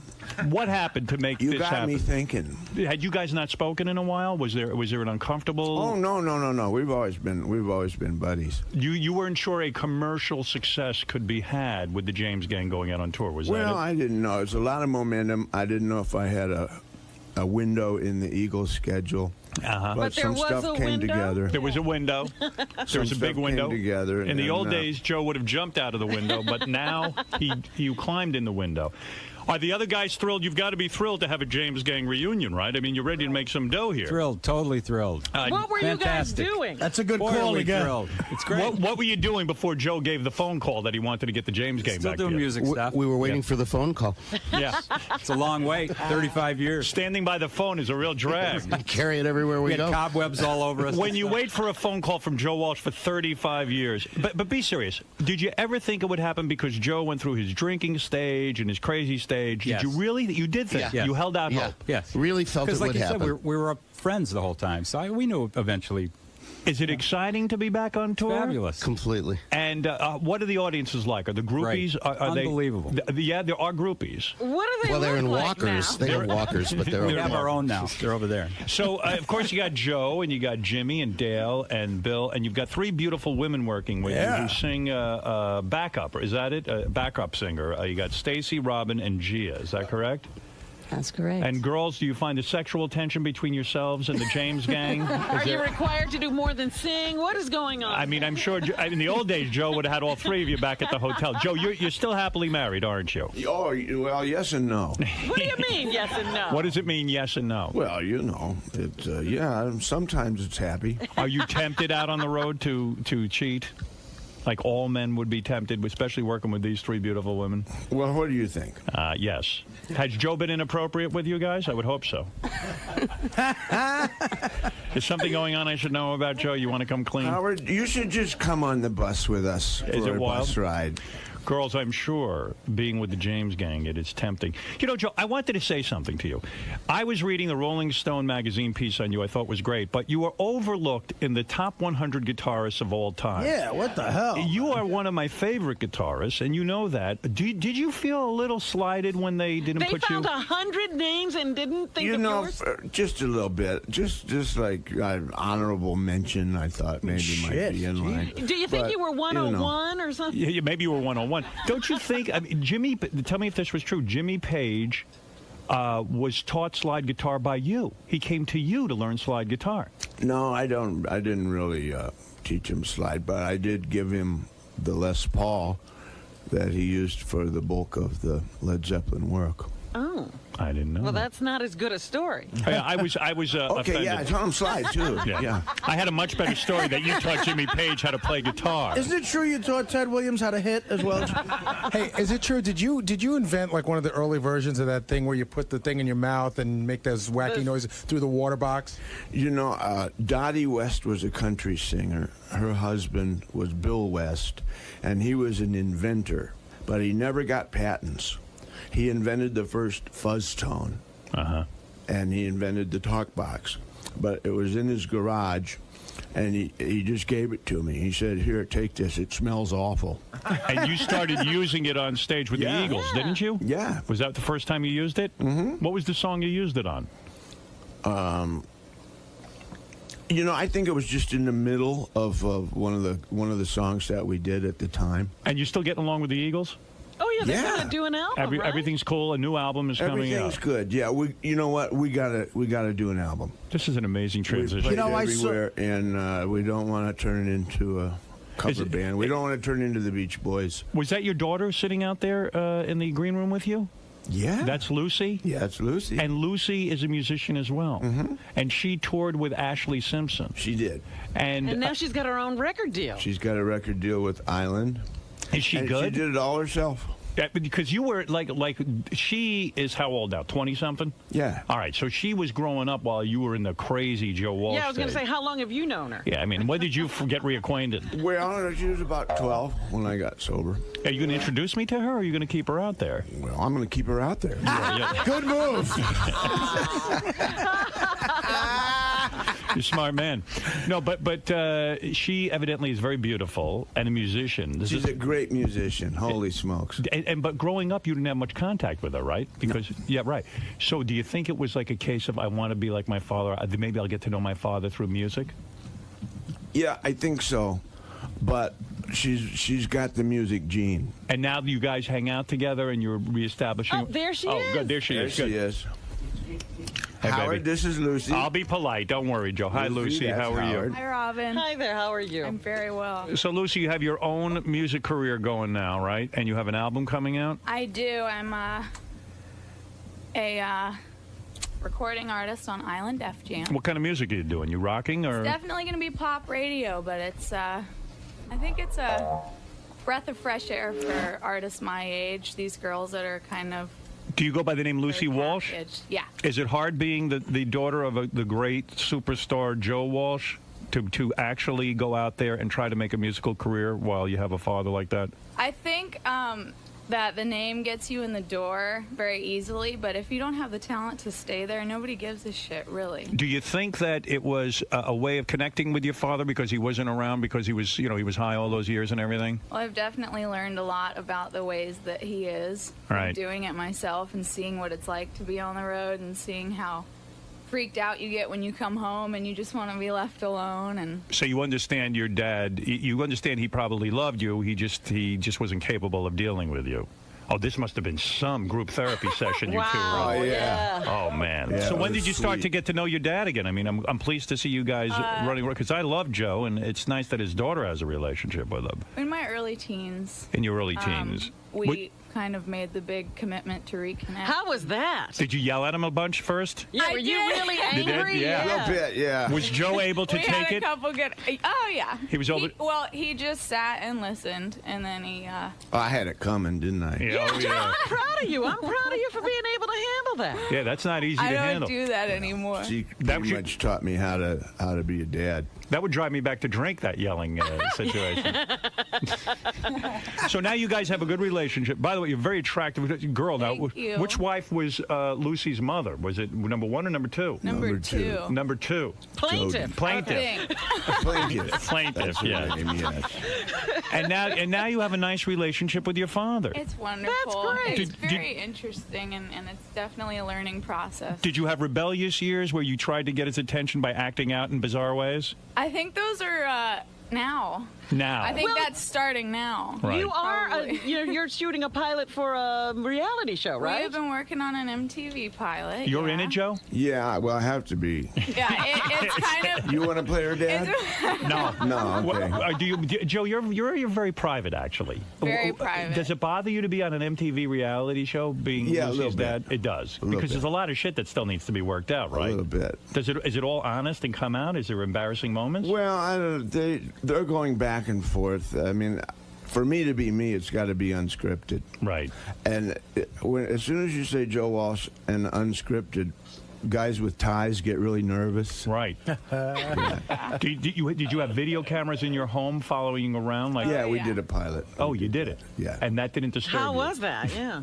Well, it's kind of weird. Yeah. I mean, you're used to it. Everywhere you go. Not there's in my a home. camera. I don't think I could handle that, to be honest with Yeah. Yeah, the house is all It's kind lit of an up invasion with, of like, privacy. yeah. But you. Yeah. But you did it to help your daughter out. Yeah. So this is the beginning of a career for you. When is your album coming out? Next year, spring, tentatively. Wow. Is it done, or are you still working? I'm about 7 songs in, and it's the experience is nothing like I thought it would be. Yeah. Well, come and see us when you're promoting the I record. definitely will see you again. Yeah, Has that's Joe heard the music? I mean, He what do you has. think, He Dad? has. You all right with it, Joe? She's so far ahead of Yeah. me when I was her age. I'm just really, really proud of her. And you were the keyboard player for Ashley Simpson? I toured with her on her first record. Does she have any talent, or were you? She does. She's Well, a great Lucy girl. also sang. Did she actually sing the With vocal? Ashley, yeah. I see. So you doubled her voice. Ashley sounded really good with Lucy singing. I see. Does she really have a Obviously, you weren't there that day she was at that stadium. I came in right. Oh yes, I was. You were for the Orange Bowl. Oh, you I What was that like? Whoa. That was insane. It was over 70,000 people booing, and we had no sound in our ears, just the bounce back from the music in this huge Where'd you stadium. grow up? I grew up in L.A. You must have been real popular with the boys, huh? Oh, I'm very popular with the boys. I bet gotta you. say. Oh, poor Joe. Yeah. Wow. Stay away from that Ashton Kutcher. You're not acting out sexually, I hope. I'm a good girl. You are a good girl. You're not giving yourself to a lot of different rock I'm musicians. totally in love and a very With good what, a rock guy? with a pop star. He's I the see. singer of the Click Five. His name's Eric, and he's out in the other room. Are there any videotapes of the two of you making love that are going to end up on the internet? Because I have to- None have leaked yet, but There's a few of your father, I think. Well, congratulations to you. Thank and a you nice to meet so That's much. Lucy, who is Joe's Pleasure daughter. to meet you. Too. You know, Joe, when you stay out of the parenting, you raise lovely children. Yeah, your children turn out well. Ain't it great? you got a good one there. Nah, that was a great surprise when I got sober. Holy smokes. Yeah. Well, anyway, I'm excited about this reunion. And by the way, Joe, you were not an original member of the James Gang. No, I replaced a guy named Glenn Schwartz. And when you replaced Glenn, the band became successful. Is that true, guys? Very true. Very true, yes. All right, well, good for you. Then Joe decided to leave. Then Joe had to leave to discover himself. He wasn't comfortable being part of a trio. Yes, I had to head out into the great unknown. Rather than leave the guys, couldn't you just add more people and then not be part of a trio? I probably could have. All right, and it was the Eagles' greatest break getting you, wasn't it? Because it really it hipped up their sound somewhat. Well, it made for some interesting chemistry. All right, here is the James Gang. First of all, your background singers there are They're intriguing. great. My guess is Joe is openly doing the blonde, secretly doing the brunette in the He's middle. got them all, but and they was- don't know. And was rejected by the third girl. over there. There's got to be some. Are any of you in love with Joe? Is that what's going on back there? Because I don't know. I'm not squealing. Are you being faithful, Joe? Yes. You are? Yes. All right, that's good. You should come on the bus. It's fun. Tell me about your guitar We have a style. Tupperware party. I bet. What is faithful to you, though? Is oral sex faithful? Girls, you're allowed to give Joe oral sex? No, it's not. You're not. Okay. No, See, now, would I make a good president or what? You did run for president. I did. I'm running again. I'm thinking of running, too. I You think should. I'm going to. I'll be vice president. Well, wait a minute. If Mrs. you Earl and, DePro Monroe is going to be my vice president. Oh, if you and Joe both run, you'll split the vote, the crazy vote. No. I'm being very serious I'll about do this. the United I'll get Nations. us out of the war in Iraq in a day. How long will it take you? 2 days. 2 days. So I'm a better president. Yeah, you would be. I would be. I secede. Why are you thinking of running? He Seriously, secedes. I'm thinking of running. I would just get in and get us out of Iraq in a day. It'd be over. Well, And then you won't want to be president anymore. Well, so what? I'll make my vice president the president. I think that this country should have quality problems, and I would intend to have us have quality problems instead of awful problems. Good for you. You always make a good candidate. That's pretty good, isn't it? Joe, tell me something. And think of the pussy if you're president. My Right. God. Yeah. You think rockstar pussy is good? Forget about it. Joe. Yeah, you get Monica Lewinsky. Oh, my. Joe, tell me about your guitar style You're right. for a second. I was shocked to read that your guitar style, Pete Townsend was your hero, and your guitar style is not just rhythm guitar or lead guitar, it's rhythm lead guitar, right? Yeah. And that's why it was easy for you to be in a band of three guys because you're doing the part of two people. Well, that kind of I never planned on being a singer. You always wanted to be a guitar player. Well, see, our singer quit. Is that what happened? Is that the on James? the way to a gig? And so you we guys couldn't. We had to play because we didn't have gas money to get back home. Oh, my. And so I was the singer. So you became the guy. And being the singer, I had to modify my guitar playing. So when you got sober, did you have to do the whole apology thing? Did you have to apologize to half the women Make you screwed? amends? Yeah. Yeah, pretty much. I still got a few to make. You're still working on that. Howard, I'm sorry for everything mean I did. You to don't have to Howard. apologize for a thing you did. Anything you did on my show, like passing out. When I was taping a pilot for Fox Television, you passed out in the middle of the pilot. Well, it was boring. And yeah, and, On the set, right? and he fell down. He fell down during. I was interviewing someone, and you just slept during the whole show. It was the greatest thing ever. If you could have sat there and slept, I think the show would have gotten picked Well, up. probably a little nap was in order. Absolutely. So, I was going to ask you. You recently played a bar mitzvah, which I was shocked. You Right. and Henley. but Oh, yeah, that. It was a tremendous amount of money, though, right? Did you get something like $1 million? We got a lot of money. Was it $1 million? Maybe between us. So $1 million bucks for the two of you guys to show up. And how many songs did you yeah. play? Oh, we played about 6. 6 songs. Yeah. Holy shit. That's about I don't know, $300 a note. Yeah. That's pretty good pay. And all the free gefilte fish you could eat. Yeah. Isn't that crazy? Were you shocked when you got such a... An invitation. I mean, and you Yeah, accepted it's weird now. Billy Joel said he got invited to the same function, and he said, I don't do bat mitzvahs.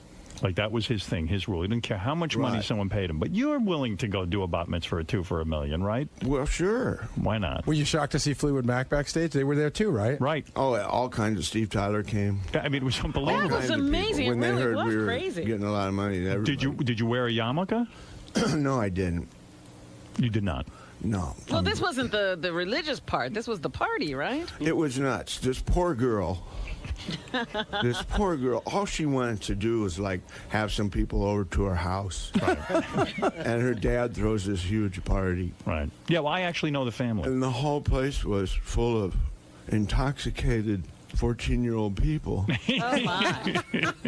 And I didn't know quite how I fit into all that. But Well, what songs did you do at the bar mitzvah?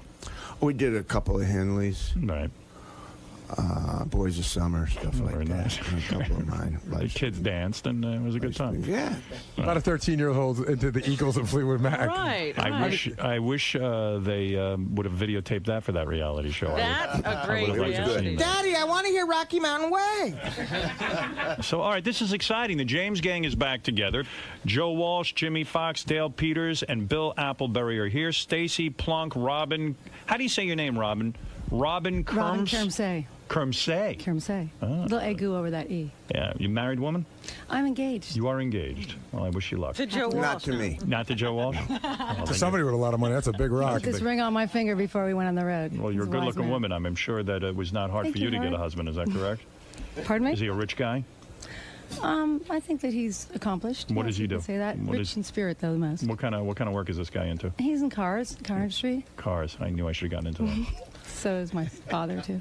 Yes, and also Gia, and I hope I'm saying this name right, Cambodi. Chimbodi. You engaged too? No. Well, you can be with Joe tonight. You'll be a lucky woman. Be with the whole James Gang. What about you, Stacy? What's your That's a story? different Got a kind of boyfriend, gang. or are you playing the field? That's my answer. Oh, you're a lesbian. Oh. Are you a lesbian? No. No. That's too bad. All right. Well, anyway, let's.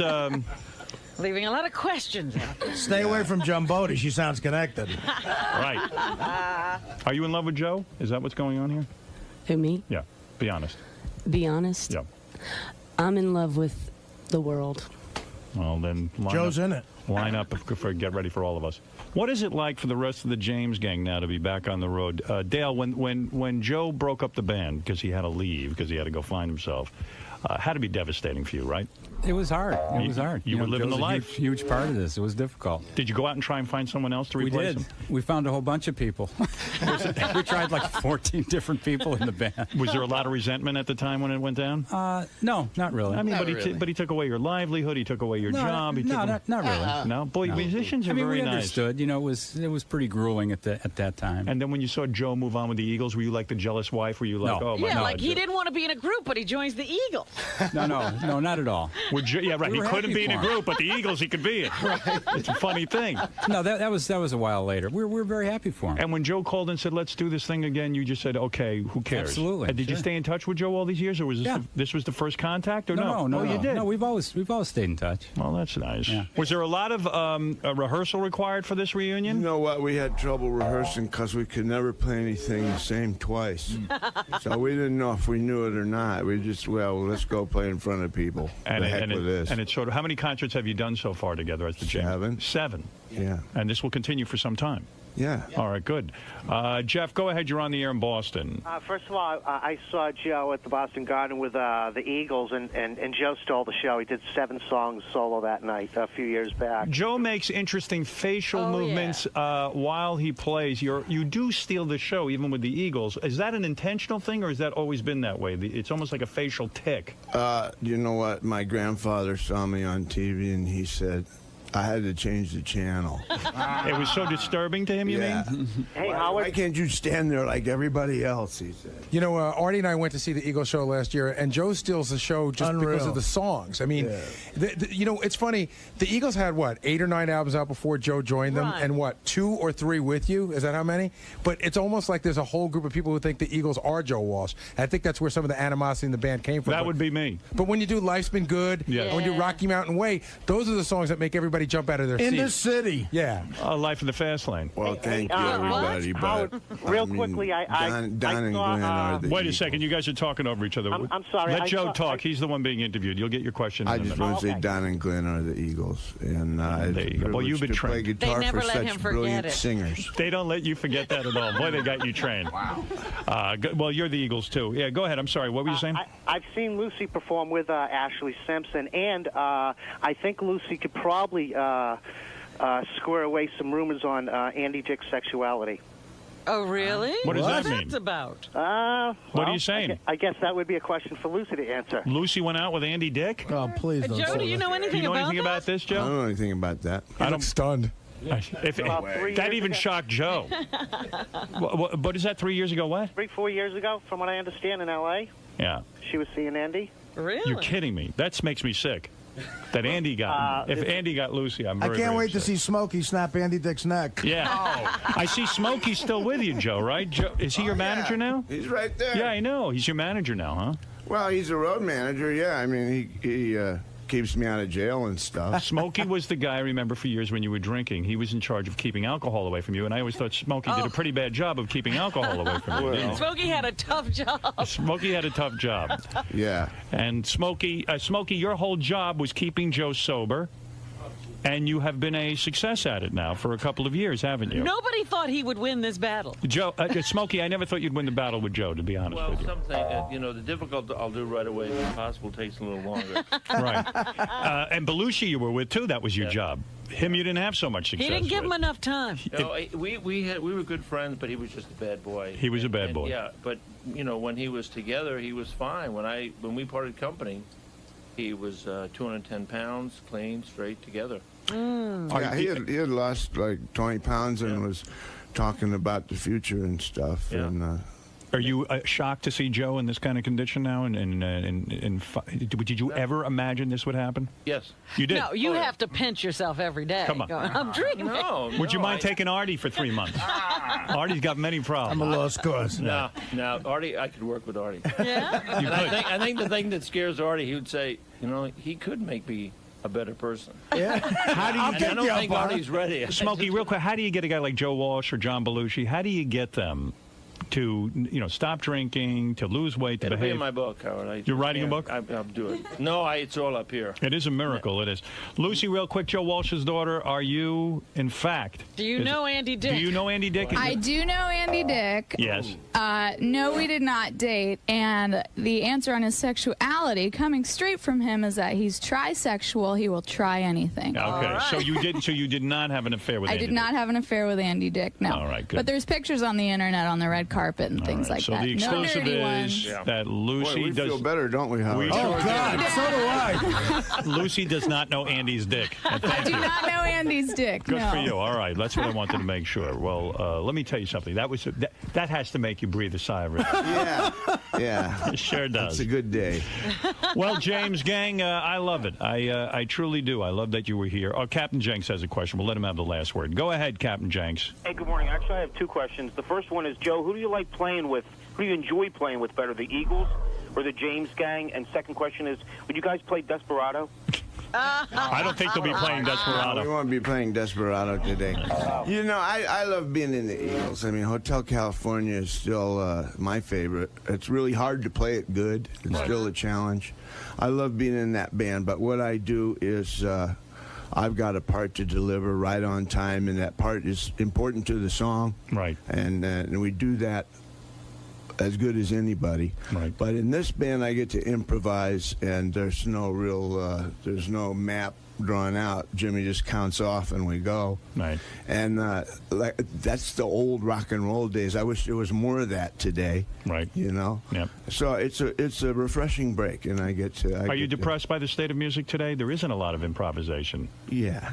I think I think you definitely made the right move. Let me put it that way. Yeah. Do you listen to anybody today? Yeah, but they never say who they are. Oh. That's the problem. You don't know them. Well, I like the Goo Goo Dolls. Goo Goo Dolls are getting me. You like those guys? Yeah, they're pretty good. You know, Howard, you talk about Joe's facial tics when he plays guitar. When I played high school baseball, when I was on deck, I used to use the bat as a guitar and do Joe Walsh. That's why I was like a horrible student athlete. And people in the stands used to yell, "Artie, do Joe Walsh." Well, let me see you do Joe Walsh. I mean, it was just, I don't know, just the Hotel California, like. I'm not even aware I do that. You're not aware of it? No. Because it's entertaining. I mean, because the Eagles especially. Oh, it's unreal. They all stand there like wooden posts, and you're moving around, you're putting the camera on your head. I mean, it is fun to watch. It's easy to look animated next to Timothy B. Schmidt. But yeah, that one video you guys put out, a live Hotel California, when you're going back and forth at the end guitar solo with the. It's a little cooler than Artie does it. Well, yeah, it is. But I'm a fat guy. That's because when Joe does it, he's actually playing Hotel California. I used to do that on deck. That's why I didn't bat 300 my senior year. Go ahead, Pete. Quickly say hi to the James gang in Wellington, Florida. Howard, how are you, sir? All right. You are once again the absolute god. And Joe Walsh, I just got to tell you, I used to play. I'm 40 years old. 40 years old now. Before I became a partial quadriplegic like I am now, I used to be a pretty decent guitar player. And I can absolutely say you are unequivocally one of the most underrated guitar players, singer-songwriters in music today, period, bar none. Well, that is true. I have to agree with that, Pete. There's no question about it. Thank you. And thanks to Joe, Jimmy, Dale, Bill, Stacy, Robin, and Gia. Really, thank you. That was a real treat. Thank you. Great seeing you guys, and we'll be back. We'll take a little break, and then we'll get back and do the rest of the show. Great for you. job. All right, thanks, guys. Joe, how'd it go in there, man? Pretty darn good. Had a good time? Yes, he was gentle with us. He was pretty gentle with Lucy, too. Were you, Were you nervous? No, I was. Yes. Let's do this. I got a lot of gifts. I know you were collecting a pile over there. This is only you here, Howard. Oh, these are all my gifts? Yeah. Would you keep track of who sent what so I can send them a thank you note? Absolutely. All right. Martha Stewart handbook says to do that. You want to start? Yeah, whose is that from? This big one here is from In Demand. In Demand? Yeah, the whole guy. I think it's 2 big boxes. What is that? Don't open the whole thing. What is it? Well, it doesn't have anything on it. Oh, I know what it is. That's why I got to open the whole thing. So maybe don't take it all out. How am I going to get it home? In the box. What is that? Well, I haven't opened it yet. But you know what it is. So why are you bothering opening it? You want me to ruin the surprise? Yeah. I want you to see it. What is it? Hold on. Take 2 seconds. But then how am I going to get it home if you open that? Just shut the box. Jesus Christ. He's not tearing apart the box. He doesn't listen to me. You guys are ruining the Christmas spirit. Okay, you want to know what it is? I'm going to shut it. It's old radios. Oh, thank you. That's good. I like that. Good. There's a bunch of them. I'd like to see them rather than just hear about it. If you would hurry it up, then I'm going to be my audience can't be bored. You're ruining my Christmas with whatever you're doing. He's going to ruin my old radios. No, here you go. Oh, that's nice. This is a beautiful old Philco. Wow. No, Zenith, an old Zenith. So they got. I think they got you 3 or 4 different. Oh, they're nice, man. On demand. That's very nice. My boy Doug Goodstein and Rob, of course. Right. Yep, and Scott DePace and that whole gang. Scott DePace, Rob Jacobson. All the Howard TV people. Okay, so those are keepers. That's no right? nose hair clipper. No, don't put that in the shredder. You can't take that with you on a trip, though. No, that I like. The old radio thing I'm into. Okay. Even though I used to goof on it. You're a ridiculous man because everything you goofed on, you eventually do. But I wouldn't have bought that for myself. Not the point. You goofed on psychiatry. Now who's the biggest? I know. A hypocrite. Biggest advocate. What do you want, Sal? Hey, Howard, Gary has my gift next. I just want to tell you that I put a lot of work into this gift. Yeah, I see you put a card here. This is me and Beth, except you put your face on Beth. That's right. I did that last night. I photoshopped it all night. Wait, hold on, Gary. I'm just getting it ready. Just tell me what to do. There is something that you said a long time ago that you would love to have. Before you open this, leave the room while I open your gift, and then come in after we open. I just want to see if you wanted to guess in advance. I'm not going to guess this, you fucking idiot. Get the fuck out of here. We got all day to guess your gift. I know the rap on this. So Sal heard you say on the air back in 1996 there was something. There was a magazine that you wanted that you never could get, so he went on eBay or somewhere and he got it for you. Oh. And this is like a Mad magazine. Oh. I have that. I have he 10 copies of it. He says he checked with Laura. Laura said you don't have it. I'm sure you Sure have we it. do. We have that. Where I'm being plunged in the toilet bowl by Alfred E. Newman. I could cut it open and we could throw it in the shredder. You got yeah. Cut it open. I And was just gonna shred it. say, you don't like the tacky frame? Okay, give me that. I'll do it myself. Just smash it. Hit it on the side of the desk. What are you doing? Got a hammer? Hey, Sal, you want to come in? I got your magazine right here. I got this What the magazine. fuck are you doing? I spent $200 on that frame, you ass. $200. They saw you coming. Can't believe this is awful. Oh my I called up Shredding. Beth. I called up Laura about this fucking thing. Uh-oh, there it goes. Shred it. Shred that motherfucker. First thing to hit the shredder. Big waste of money. Hey, the shredder doesn't work. Don't put your hand in there. Sorry, Sal. Guy loads the thing and then puts his hand in. Yeah, don't put your hand in there. It's not in that shit. Well, no, your hand's in there. No, it's not. It's got a cover. All right. Turn it on. You only had 12 hours to prepare this. I can't even shred the gift. It broke the shredder. The magazine broke the wood chipper. Power's off. Did you guys try this before? Hold on, hold on. Hold on. Turn it on. Unplug it before you put your hands in. It's off, it's off, it's off.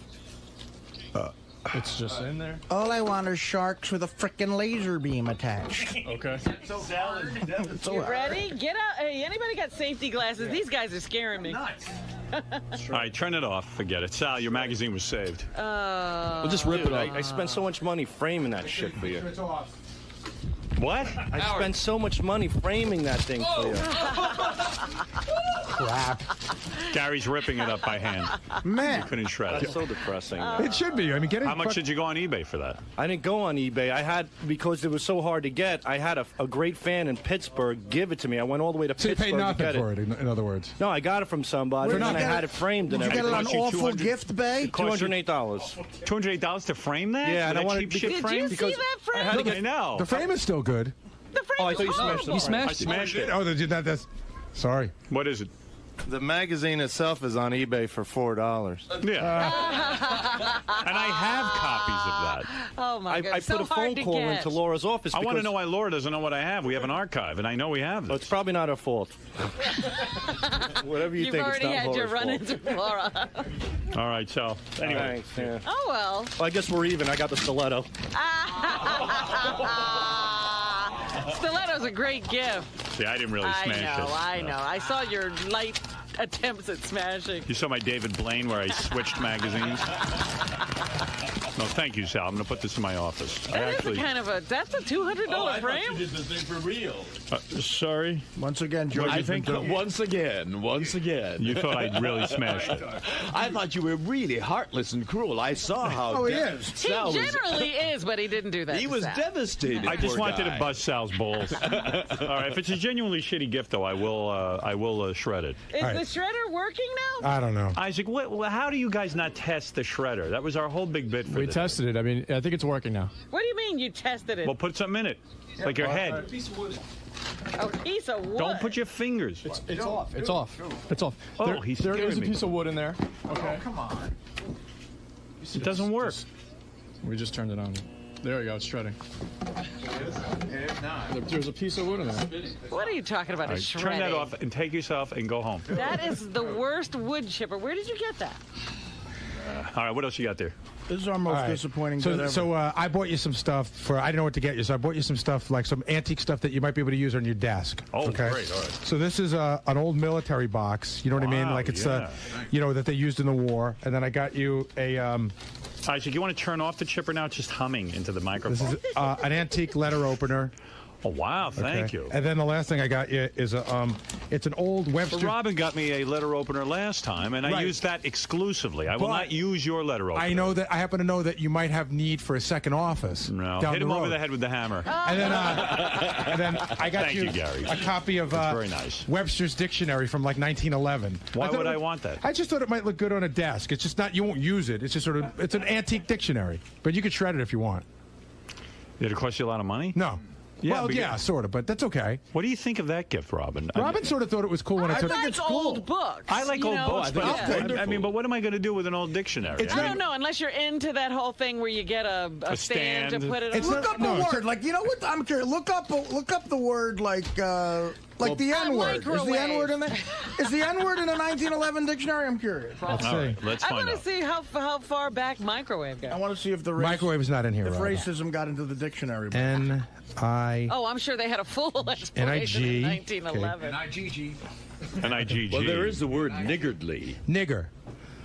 Oh my God. What does it say? Of or pertaining to Negroes or Negroes. Yeah, that's why it's funny to hear some of their old terms. Well, that's what I said. They don't have a full explanation of the word Wow. All nigger right. in there. I'm going to keep the dictionary. All right. Thank you. Okay, so all right, that's very nice. I didn't realize it had the N-word in it. I don't know who this is from. What's that? Dan the Song Parody Man. Dan got me a gift. Oh. What is it? I know what this is, and it's funny because I know. Get the shredder ready. It's a pair of running shoes and a gift certificate to a place called the Manhattan Running Company. What size shoe? These are 14s. All right, keep them. Yeah, Those are keepers. you like running shoes. Oh, that's a great gift. Thank you, Dan. He got me a gift certificate. It's a great gift. Thank you, Gary. Artie, do you have a gift certificate? I got a boring gift, but fuck it. To Barney's of New York. Give me a You gift can't certificate. shred this because it's money. Howard. Why'd you get me that? $2,000. $2,000. What the fuck is He's wrong being with you? very generous. Take that back. No. I went around. I had a very good year, and it's all because of you guys. $1,500. Well, why are you giving us? You're giving us money? I'm giving you a gift certificate to Barney's. This is ridiculous. No, but it's a fun gift. You've done this Artie, before. you don't give your bros money. I'm not going to take money from you. It's a gift It's a certificate. little gift is one thing. You don't give me $2,000. You can have fun all year going to Barney's and shopping with What the fuck it. is wrong with you? I'm not giving it back. You know what? I'm going to keep it, though. It's a great gift, but a lot of money. I'm not giving it back. I gotta say, I had a very good year, and it's all because of this place. Artie's incredibly generous. It is. That But it is just feels amazingly awkward generous, taking Artie. $2,000 from you. I'm not giving you $2,000. You know what? There's a funny joke, stand-up joke about a gift certificate. Here's money that was perfectly good everywhere, and that's only good in one place. But it's such a great store. It is an amazing so store. Go have fun. All right, thank Where's you. my gift? Do you have it open? I'm going to open yours myself. Really quick, this is My from special DePace. gift. What is it? He really went down the road of irritating you, getting you something you don't want, which is a bottle of wine and a book on chess. Well, first of all, that is not a great book on chess because Gary Kasparov. I've already bought all the great books on chess. And a bottle of wine. That's very nice. Thank you. No, I will want the book on chess. Thank you, Scott. Okay. Thank you. And then Will, your very own Will right here, gave you some notebooks, but I can't tell much about them except that Those they're are notebooks. nice little journal books. I never know Very what to good. put in it. Teach me how to use a journal book. I don't know how either. Yeah. You know what I do with journal books every year? I write down what gifts people give me, and then I write them the thank you end of notes. it. I swear to God, that's what I do with them. I never know, but thank you, Will. That's Richard very Christie nice. gave me a real nice John Hine Yeah. gave you a book called Weapons of Chess. And something called Fritz 10, which is the ultimate chess game. Oh, Fritz 10, yes. That's very, What's very that? good. Is that like a... It's is a that software. It's software for your... what in the world? Oh, Benji brought in a cool gift. Hold on. Benji brought this in? Yeah, It's tearing up the studio. It's a very big box on a, yeah, on a Benji wagon. lives in this at other times. Benji, thank you for thinking of me at Christmas. It looks like a very... You and Beth. Me and Beth. What is this? I hope it's a girl. Oh, God, don't say me something live. It's Pam Anderson. Come here. Oh, no, come here. He's Come talking here. to it. Oh, my goodness. Wow, hi. Who are you? Oh, my goodness. What, hold on a second. What is your name? Tyrone. Tyrone? How are you? How old are you? He bought Howard a black child. You are 3? Yeah. You are 3 years old? Yeah. And you are my gift? You're kidding me. Does How he lucky know am about I? this? Do you know about that? How did this happen? Cause I came here and that's a surprise. Yeah, well, this is a surprise. Tell Howard what you want to do. Is there something I want to be my daddy. We all want that, Tyler. I would be honored to be your daddy. Very cute son you have there, I Howard. really would. And what would you like to do this weekend, son? What do you want? Is there something special you want to do? Say scores. Do you want to go to Scores? No, don't say that. You do. In the green room, Not he told for me. In the green room, he told me he'd like to have the same life as Bianca. I don't blame him. Not for another 8 years, Scores. Tell Howard who you're cuter than. I'm cuter than Maddox. You Really? are cuter than Maddox. You are. That's actually. true. You and really look at are. the haircut. I saw the haircut and I said, "What's that all about?" So he's got the Maddox haircut. You have a mohawk like Maddox, don't you? No, I got Power Ranger. Ah, I see. Well, you That's look- like Power Ranger? Yeah. Okay. I tell you, you're a very, very nice I think young you ought man. to keep Benji's gift. I want to keep this kid. I like you. Howard, what I'm going to do is I'm going to give him to Ronnie, and Ronnie will figure out how to get him to your house. Yeah, now listen.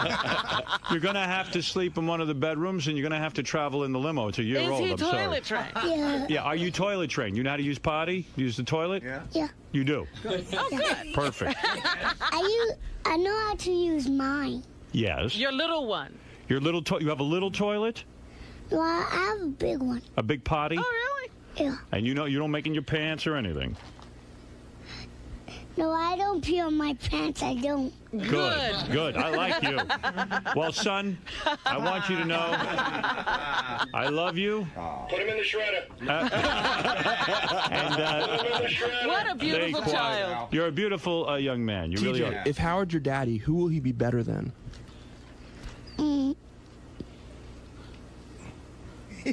Oprah. Thank you. Well, thank you very much. Benji, Well, thank you for the a gift. lot comes with this gift. Thank you, TJ. It's for Beth also. It's not just Thank for you. you. Yes, Beth will love Bye, him. TJ. Beth would love him. Bye, TJ. Beth will love him. What a cute kid. I want to see you out and about with your black like child him. now. Benji got me a black child. Thank you. One thing I know you didn't Great job. Thank you. I'm glad you're coming on the plane. That was a great idea. Original. George, you like that? Oh, he's a cutie. Yes. Not Benji. Benji? Way to get out of giving a real gift, man. Is there anything Howard needs to sign? I don't think you can just hand over a kid. Oh, no, I'm taking him home. I'd like to say, Howard, with my gift, you could buy 4 of him. Yes. Want to go to the next gift? Jason got you something, but I don't fully understand. It's a book called The Good, the Bad, and the Difference: How to Tell Right from Wrong in Everyday Situations. From the ethicist in the New York Times Magazine. Yeah, I read the Oh, you read that? I Okay. do too, yeah. Chipper. Thank you. Put it in the chipper. Chipper. Doesn't work. No, we got it working again. You got it working? Yeah. Let's see. Chip up the book. I'm never going to read it. Go ahead. All right, it's off. It's off right now. It's off. All right, go ahead. Oh, Isaac with his chipper. Bit is awful. It's off. It's on. It's off. Chipping up the ethicist. It's a book. Didn't work. All right, Isaac. Why does he keep Turn it off. And this? you know what? I will read the book. I'm glad. There's a sign from God. Get that thing the fuck out of here. It's giving me a headache. And Howard, this before you open Robin's gift, this is from the interns, so I don't know what it is. All the interns. It appears they got together and bought you something.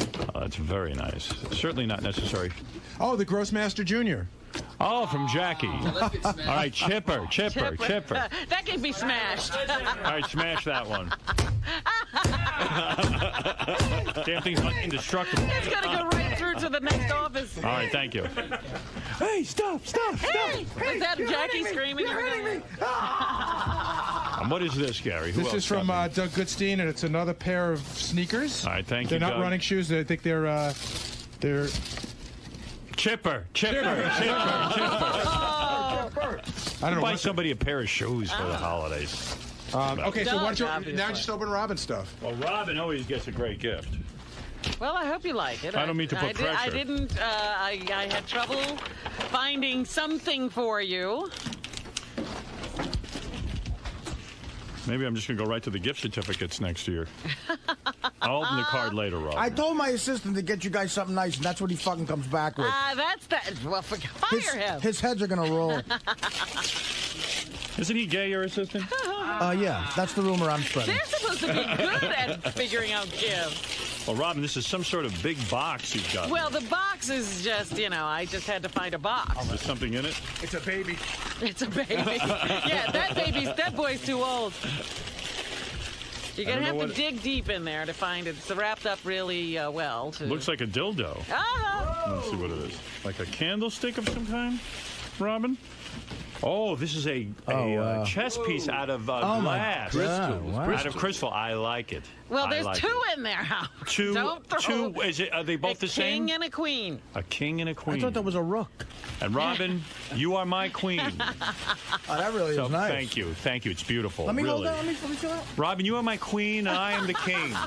No, you're not holding this. I don't want your hands on that. What am I, a jerk off? Yeah, you're a jerk off. I just thought, you love chess.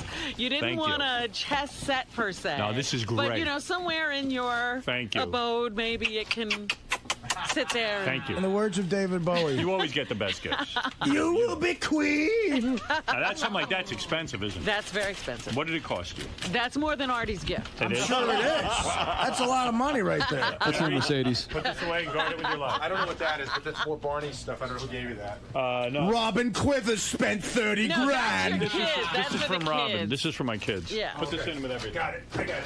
Robin Quivers, our splurge of the week. Crystal chess sets. Robin Quivers said checkmate to Howard. I think we're going to line up Mike Walker. All right, line up Mike Walker, get him on, and we'll... we can turn these mics off. All right, thank you. Well, that was exciting. Only a couple things made the chipper, and the chipper bit got blown because you guys couldn't work it. And you had a couple of days to learn how to work that thing. Isaac, I hold you personally responsible. What happened there? What happened? Lack of preparation. What is it, Richard? Where's I gave you some stuff too. Where's my Your stuff Gary? didn't get open? I haven't seen it. I think it ended up in the chipper with Sal's magazine. Oh man, it was a good gift. What'd you get? Go around and try to find it. Okay, well you put it back there. Gary, thank you for that box. I like that very You'll much. like it. Yes. Richard, help me out. That's enough with the gifts. I know it. Who cares if we ever see Richard's gift? Richard, we'll find it later. I Okay, was Tom? wondering, did Fred open my gift? I haven't had a chance to open anybody's gift, and I have a gift for you, but I'll tell you what it is. It's a bottle of wine, and it's a gift certificate to a restaurant, so. Oh. Robin gave me the greatest gift, too. I didn't get a gift from Fred. I have it for you. I didn't He's get just one. telling you what you got. Oh, is that what I got? Yeah, it's not that exciting, but it's nice. I like that. Let's go to Double A. Thank you, Fred. Robin gave me the greatest. She always gives the best gifts and very generous with a beautiful card that say. Now this is a timepiece on like a money clip, right? Like you can wear. No, it's actually a travel watch.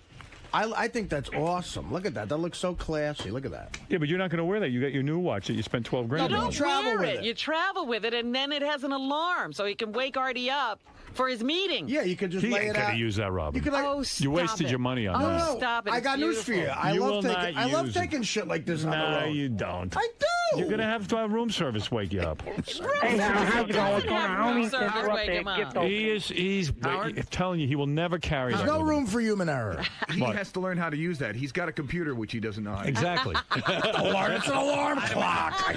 You can't work that. That's more than your average alarm clock. Artie's it's going cool. to pretend to use it for a year just in case Let me tell you ask him about it's it. cool looking. Oh, I like concierge, it. can Artie, I come want you to be set this so up? honest right now. You will never use that watch How on much the you want road. to make a bet? You will never use that. All right, I think I will. Robin wasted her money. Out of nowhere, That's a like nice in gift, I don't too. know May. Ask me if I'm going on the road. I guarantee at random. I bet I have it in my bed. You're going to forget you even have it. All right, we have some. You know what? He's not gonna use We it. can test it. We can test it. You have a camera in there and you can see if he takes it No, with well, if it's in we my bag. know that we can ask at some point. Yeah, just do a random test. I have even a better test. Go Have ahead. him set the timer on the air, and we'll see if it goes off when it's supposed to. that he'll never be able to set a timer. Set it for 10:30. By the way, no one got the hints I've been dropping for a year and got me heroin. You know, you got to be less subtle. I guarantee you there's a woman named DiCaprio in Nutley that'll be enjoying that watch. Grandma DiCaprio. Caprio, not You DiCaprio. regifting that to Grandma? Listen. All right. Thank you, Robin. Thank you, Robin. I'm not listening to these cretins. Well, I wish that Fred would open my gift. You know what? You'll have to give me a little time. I'll go searching around for it. Oh, now you got File the this chipper shit back working? here. Well, I know what you had to do. You have to start it without anything in it. I think so. Yeah, that's So good. they kept dropping stuff in and then trying to start it. Hey, Ganji, once again. Oh, there's the chipper. Why is it working now? Oh, and they were putting stuff in the wrong way. Yeah. They were putting it in the top. Those idiots. A real manly crew we have. What are you chipping now? Nobody knows. They didn't have a dress rehearsal. I think they broke That was John Hines' book. I want John Hines' book. I mean, Jason's book. Jason's book. Go ahead. It only works with wood. All right, thank you. No, when you have something in it, it doesn't work. But they were also putting it in the top, not in the side where they're putting it now. Well, it's not called a shit gift chipper. Genji, again, I got to say to you, wouldn't you practice this before we do it on the air? Or is that like just so out of your realm? It was. No, tell me the truth. Did you practice at all? It was tested. The equipment was tested. No, we didn't chip anything. When you say the equipment was tested, how was it tested if you don't chip anything? We chipped like wood and stuff yesterday, but it didn't chip. We didn't test to blame? I know it's never you. So who would you blame for this? Who is to blame? I don't. The wood chipping company that we, Oh, the wood chipper. Company. Okay, all right. Just want to know. Oh, we're going to blame the wood chipper? It's meant for wood. It's not meant for. So why wouldn't you test it on something that we were going to use? It probably wouldn't have worked anyway on the things. It's a wood chipper. I don't know. So we wasted a lot of time, is what I'm saying. And I suppose they rented that. What is it? You have no respect for me? Oh, you have no respect for my show, honestly. Stop. Is that what it is, Ganji? Yes, I have no respect for the show. Thank you. Howard, that's Bonacera. God damn, I hate the show. Bonacera. What is it, Fred? Robin got me a very fine bottle of Macallan Scotch. It's 30 years old. Oh, wow. Oh, and good. This stuff is not cheap. Maybe it'll calm you down. Well, I got this in a case of Heineken back here, so I'll be all right. Ganji, what did I ever do to make you treat me so disrespectful? Ganji, really, that's a good question. What did I do? What did I do to deserve you? Your own father won't let you work in the family business. What did I do? What? Don't I treat you good? Don't I do everything for you? Do. What, you can't fucking You want me to come over and give you a hug? No, I don't want a fucking hug from you. I don't want fucking things to go right. Do you understand? Yes, I do. I understand. Professional broadcast. Yeah. I understand. Yeah. Thank you. Never once did you invite me to your house for coffee, even though my wife is godson to your only child. Ralph, go ahead. Hey, why don't you throw Fat Ganji in the chipper now? Yeah, we finally found the chipper that won't chip anything but wood. You know, you want to know something, and this is the true story. Everybody thinks everything's funny when it doesn't work. Howard's going to make a bit out of it. Yeah, exactly. And I'll tell you something. People were so intrigued that we were going to wood chip bad gifts. Gary was home. His son Lucas was so intrigued by this. He said, "Dad, that is like the meanest thing." He goes, "I want to miss school and listen to it on the radio. Or can I bring the radio?" Well, this is a waste. So when I say we're going to wood chip our gifts that are bad, while Ganji, you're not just disappointing me, you're disappointing everyone. Right. Poor little Jackson. I woke up early at like 9:45 to listen to this. How do they find a chipper that will only chip wood? People have been lost in those things. People have killed their wives in wood They're also chipping. the size of a truck. The ones that people get lost in. So we need get one that those. It wouldn't work in the studio. There's not enough power. There's not enough room. There's not enough power for a wood It would chipper. probably, if a piece of wood shot out of the thing, it would kill you. What did you? So what do you want? You want us to get something unsafe up here? What is it, Doug? What do I do with this man? Test in it, Ganji. Yeah, what'd you test in it, Ganj? What did we tell her? You stumped him. Cardboard. Nothing. What is it, Doug? Yeah, please. You got to talk. Yes. Can I sledgehammer Ganji over the head? Yeah. Would that be fun? Go ahead. No, you know what? We could have gotten bigger wood chippers that would probably chop everything, but they're gas powered. We can't bring gas powered stuff up here. This was the biggest electric wood chipper we could find. Okay, so Then you test it. say it doesn't We work. tested it. We did test it, and it worked. I don't know what's going on. Come up with another idea. I mean, Well, that's why we have the sledgehammers. Why not tell me? Yeah, sledgehammering a book really works. That works on the radio. All right. Everyone go home and hang your head in shame. oh my Thank you. God. We should have had Ralph do it. It would have gotten done I thought they were properly. going to get something that squish stuff, like like a pneumatic kind of thing. Well, there's always next Christmas. Well, why don't we squish you, you retard? Come on, Fatso. This makes me gun shy about the leaf blower bit. All right, thank you. swear. Hey, don't chop up Gary's dictionary. I want that. All right, Ganji, thank you. In all seriousness, I don't think Ganji's the only one to blame on this fiasco. Right. Nobody wants to step forward. George, what's the most important word in acting? Rehearsal. Absolutely. That's right. By the Do way, your Scott homework. DePace is blaming Gary Delabate for the wood chipper bill. Oh, really? How does it evidently become Gary's problem? I don't know, but I'm trying to get to the bottom of it, and now I understand it is all back to Baba Booey. What? It is not Ganji. Your henchman, Baba Booey? My henchman, Baba Booey. Hold on. They're blaming you on the wood chipper. I told them from the day they got this wood chipper that I thought it was a crappy wood chipper, that it was electric, that it was small. They told me it could only do paper or plastic, and they told me that they tested it out. I don't know how on earth it could possibly come back to me. How could this come back to me, Scott? Will took that the wrong way. I did not say it was your fault. All I said was and I specifically said this thing was not going to work. It was going to break. And I said we should use one of those tampers to you. And you said, no, well, let's go with the wood chipper. I did, because one of those, you can't put, he wanted to do one of those things where it presses and everything explodes. 10 times I said, one of the things used on a baseball field, a big heavy-weighted object that you just stomp on. So it is his fault. No, it's not. In other words, you said it's not going to work. Let's use No, that's not device. true. They did. This was before we ordered it. I said, I want a good wood chipper. Howard, sounds like it's going back to you, pal. No you know what? offense. There's no way. No way. I don't agree. I think... no way it's my fault. fault. To him, it doesn't work. No, he didn't say it doesn't work. A lot he of said us... He said he doesn't think it will work, but they're going to get it. Then they got it, and they never came to me and say it doesn't work. So I'm fucking clean. Now, the thing that we did wrong is we did not properly test it because, and I'm not taking any blame here. Because you have no hair? Right, get out of here. I don't care. I'll never get to the bottom. Because we thought it was going to break, and we didn't want to break it the first time up. All right, thank you. Scott DePace, Gary Delabate. I will get to the bottom of this later. How much wood would a wood chip chuck if a wood chip could chuck wood? Right. Right. What is it, Fafa Fooey? I am in charge of a bunch of children, I have to say. What's going on? I want to get out of here. Has anybody seen Richard Christie's Christmas present to Howard? No. I put it back there. And we'll deal with it when we get No, because Richard's literally...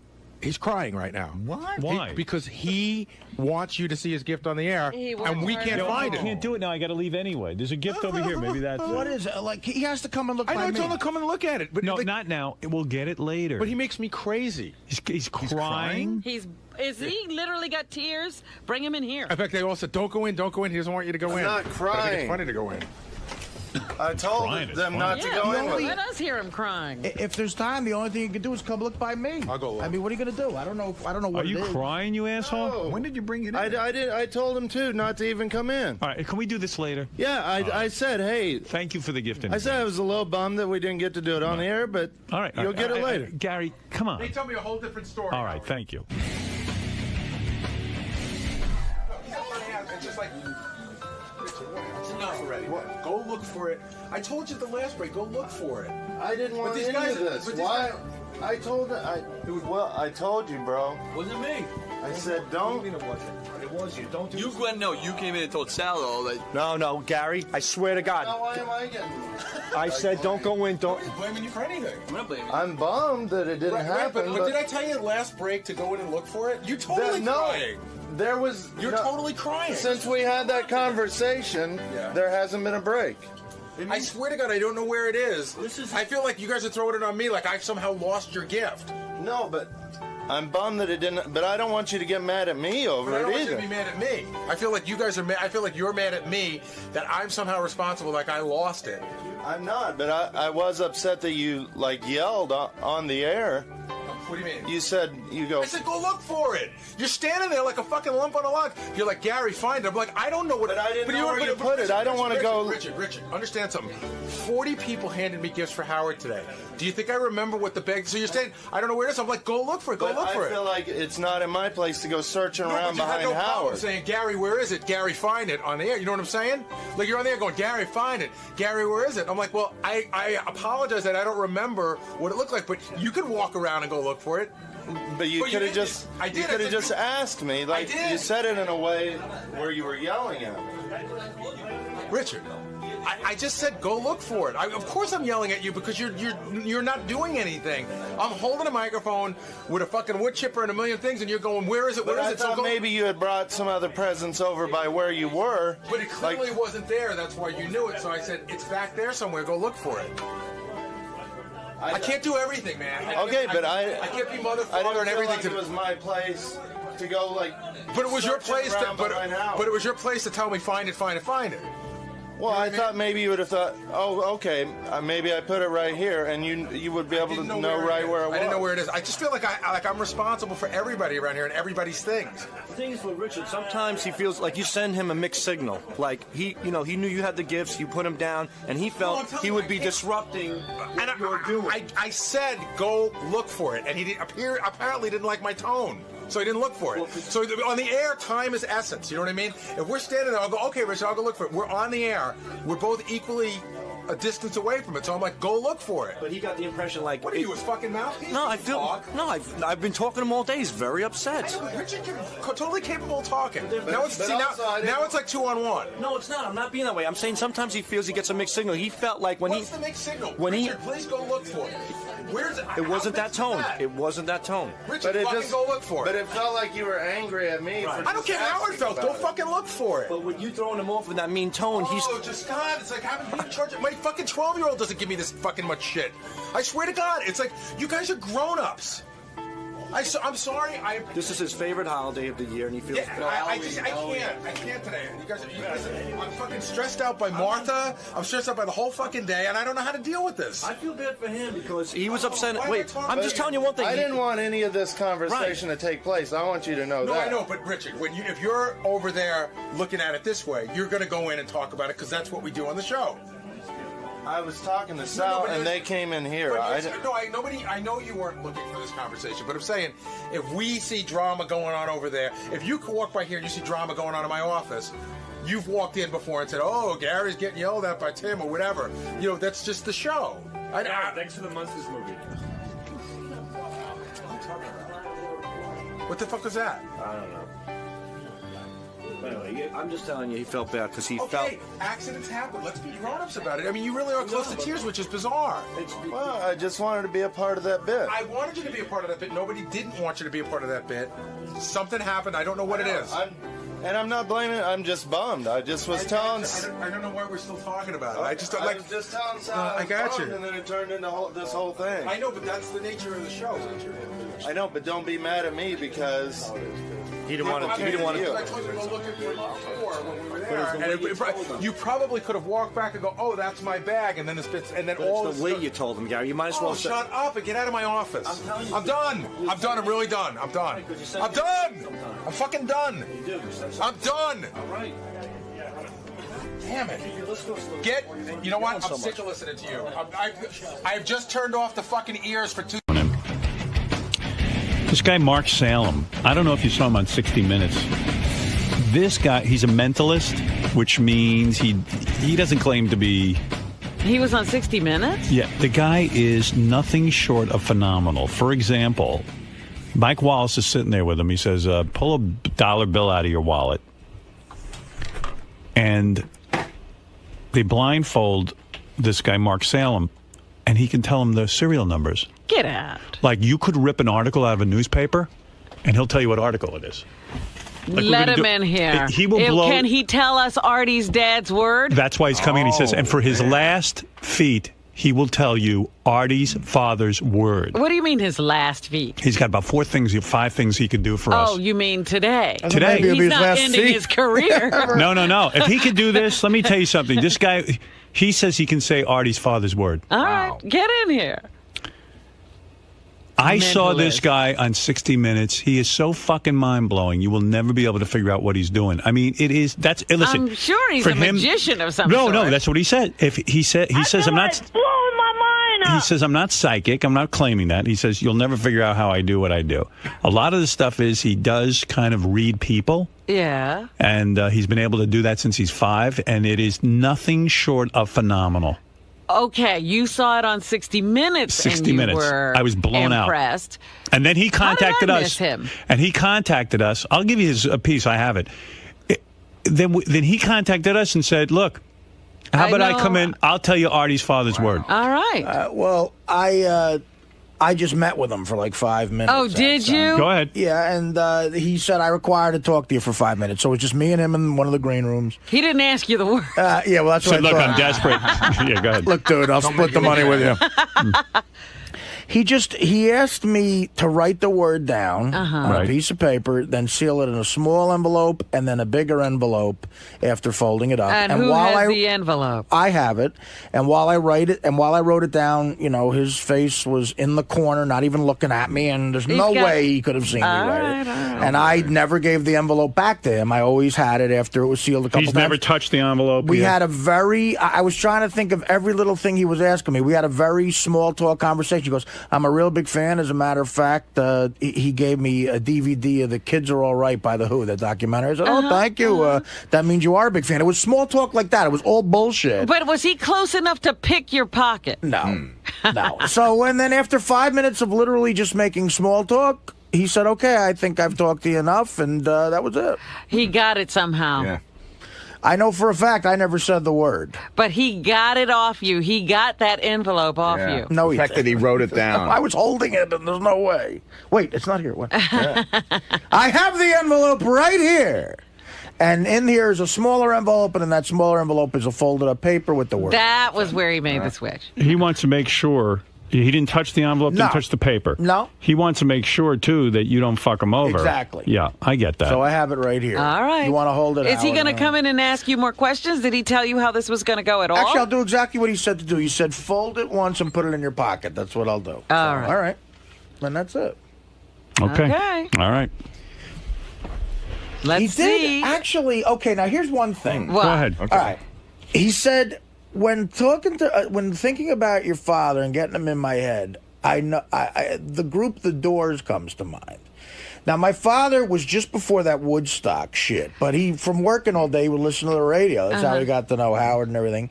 He loved The Doors. That's the only group he really liked. But I think I mentioned that on the show once. Right. I'm almost positive I did. And he says he's a fan. So that was the only All right, coincidence. but you've never given the word out or anything like that. Okay. Like I say, the other day, my mother and uncle guessed it, but I don't think they talked to I was going to say, does he know them? Yeah. Well, I think he'll amaze you. All right. And if he gets the word, man, that's going to be awesome. Ready to be amazed. There was one other Right. person at the meeting when they guessed it who heard it, and that's my accountant. Uh-oh. So, okay, it's. I said, please don't tell anybody. And I don't know what the fuck. Why but are you spreading the word around I didn't. like They this? said they could guess it, and I said, no way. They asked me a couple of questions, and then they fucking guessed it. Well, they're your family. Right. Okay. But I'm telling you, Artie's saying this in the middle of a mall, it sounds like. It wasn't a mall. All right, My let's take house. a break. You'll meet Mark Salem as soon as we're done with the break. And Fred, make it a quick one. Thank you. Hi, I'm Mark Salem. I'm a mentalist. Well, actually, in America, most people may know what that is. In Europe, it means someone from an institution. That's not me. What I do is I play and mess with people's minds. My show's called Mind Games. I'm going to see if I can't crack into Artie's mind. See if I can't pick up something or two that's there, maybe even something he's concentrating on, like a name. We'll find out. So you're going to try to deduce his code word that he has with his deceased father? Well, or induce it. Deduction and induction are two different sorts of things, but they're both using all kinds of cues and bits of information to pick up stuff. So I'll be trying to get it, and I may pick up some other stuff as well. I'm bummed out that Mark met with you and had you write the word down in He front asked of him. me to write the word down. He was facing away from me. No one else was in the room. There's no way But he maybe, could see. but maybe now the pen had a camera in it or something. Yeah, that's the trick. Did he give you the pen? You see, now you fucked my head up. You're so damn good. Why'd you meet with Artie ahead of time and have him write down the word? Got to get a sense of Artie. Could you do that in front of me? I'll try. No, but I mean, couldn't you have? Hey, how you doing, Mark? Excellent. Yeah. So he's- you will say you say there's no trick pen. There's no trick pen, but there's also But how do no I know that? supernatural. How did you write it down, Artie? Okay. You're in the room with Mark. Show what you were in the corner like that. Yeah. I'm, on the other side of the room. Who with gave you the Mac- pen? He did. Okay. And a piece of paper. I wrote He it gave down. you the like- paper. Was it on a pad? No. No. I Single wrote it piece of down. paper? Yeah, I used my hand like this. Yeah. Wrote down the word. And I'm facing the angle of But the why door. couldn't you have done that in here in front of me? Well, I wanted to get a sense of Artie. But why have write down the word when I can't see what's going on? I'll let you see it next time. Now, I don't want the word given out then. I want to scratch that. Because I still want that word in case anybody who claims to have ESP powers or mental... I don't claim those psychic. powers. Right, I know you don't. You're good. I've seen you. I mean, I could write it down and just have him agree. Do you think Let's you do have... it now with another that word. the audience Do Let's you do it with think you another have word. the word? Not yet. Uh-huh. I have a few questions for you, but... I say do it with another word. I don't care if you write it down. I want to see every bit of shenanigans. I'm ready. That's what you did with Mike Wallace. I'm ready. All right, here, Robin, you got to see this guy. All right. Why don't I pull out a dollar bill? I'm not even in the room. Okay. Could she do that? How would that work, Mark? Well, let's see. Pull out a dollar bill. All right. Let me see. This is good. I'm telling you, this guy's going to blow your mind. This guy, Mark, just listen to this. I broke 100 the other day. So you have at least a 20. Could she do it with a 20 or Yeah, just it doesn't matter? 1 or a 20? I got both. Doesn't matter. Doesn't matter. I've got my dollar. Watch this guy. All right. Now, he's not looking at Robin. He's in a room with me. Robin's in another room. That's how we broadcast. Could I just have a piece of paper? Sure. Here's some pads. Now, in general, I don't take challenges. Just be aware of that. As an entertainer, I take control of the situation on stage. Understood. I don't go running around telling people that I have supernormal powers. I don't do any of that sort You do of this things. right now. I'll tell you, you do have supernormal powers. No, I don't. I you don't. could tell Robin's serial number. Even if I could, I don't have supernatural There's powers. no fucking way you could get this done right now unless you have I supernormal know he powers. hasn't touched this dollar. Well, he hasn't seen it. He hasn't had any contact with it. I'll pray to you.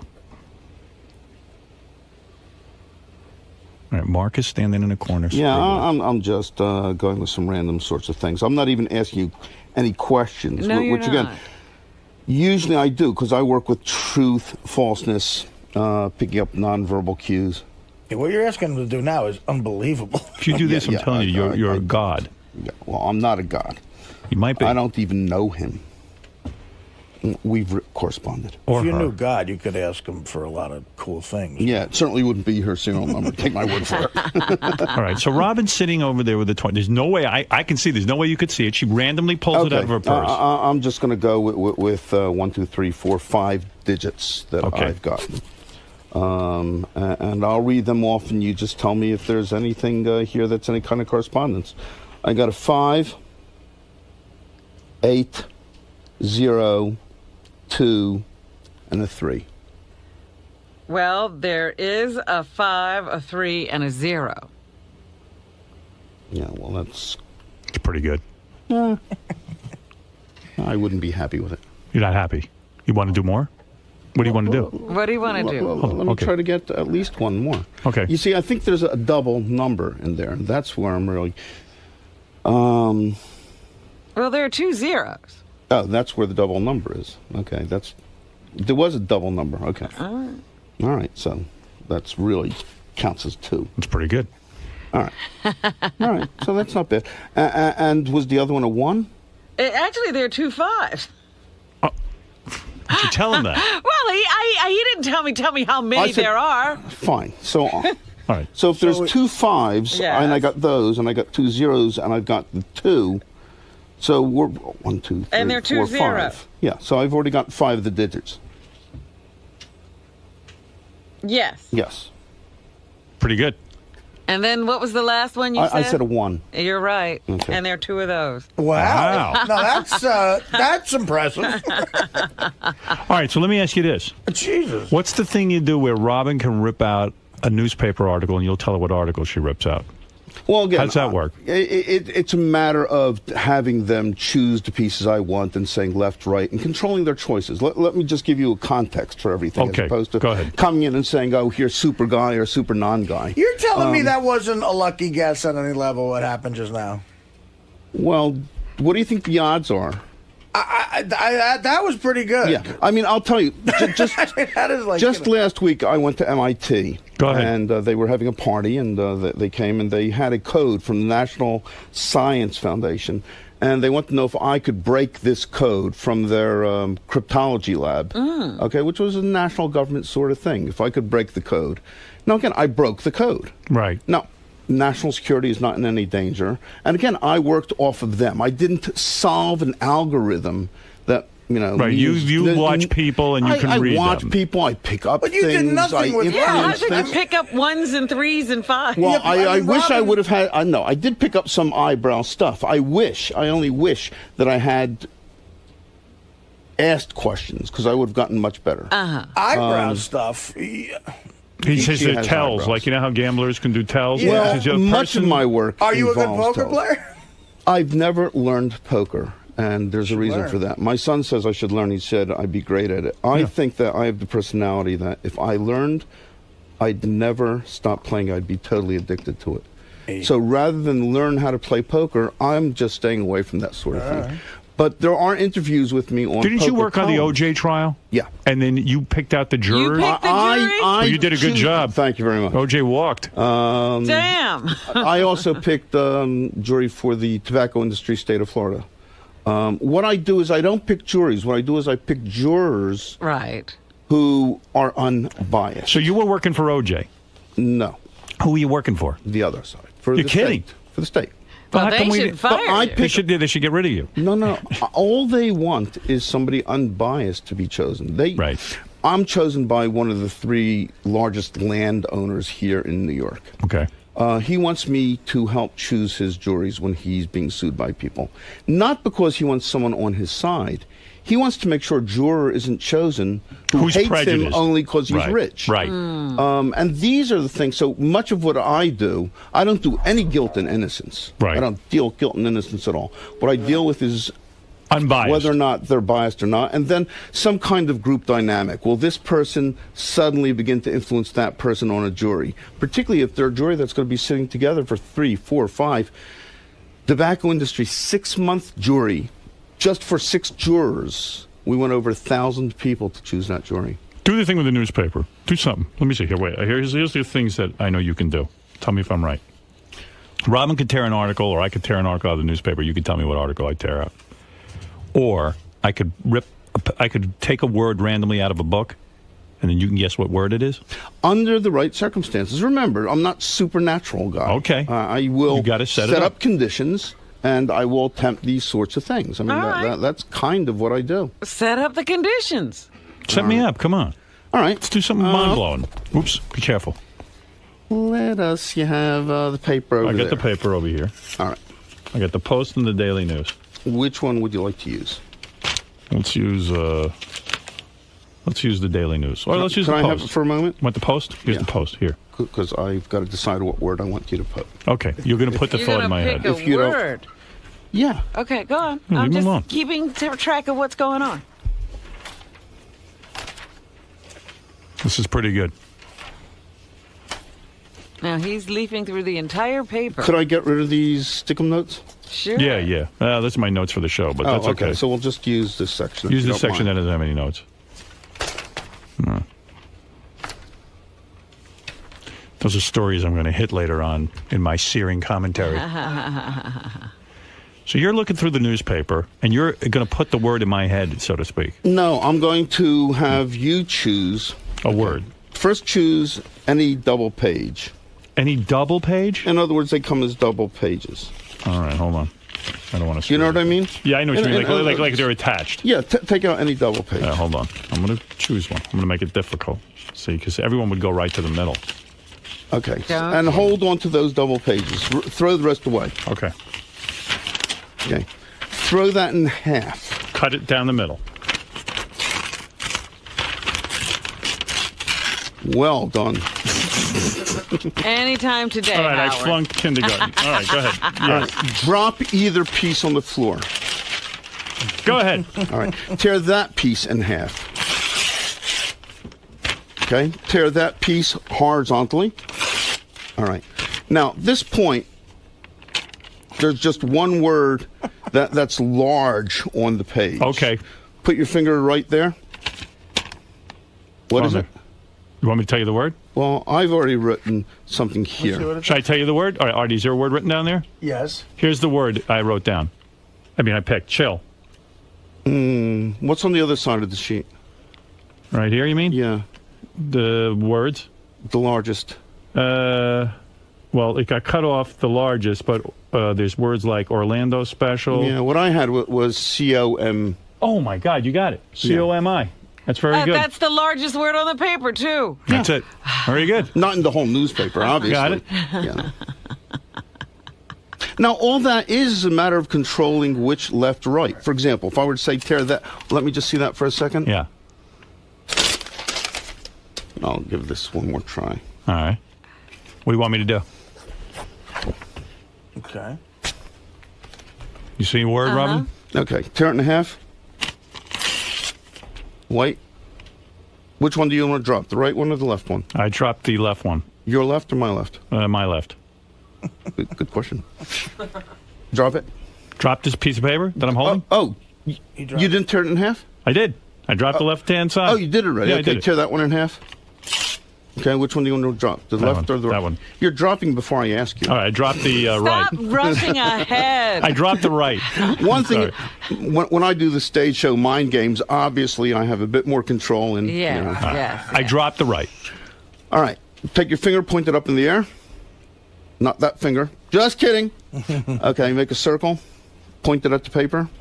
Let it go down. What is it touching? A word. What word? Dinner. No. No? No. I had a number 4. Number 4? Mm-hmm. No, no number 4. Yeah. You fucked that up. No, I didn't. You did. What kind of trick is that? I'm overwhelmed. Can he try to really get good with Mike Wallace. No, what he did with you was very impressive, and he got. Can he try to get this word? At least write it down for me. But how do we know? You wrote it down in the other room.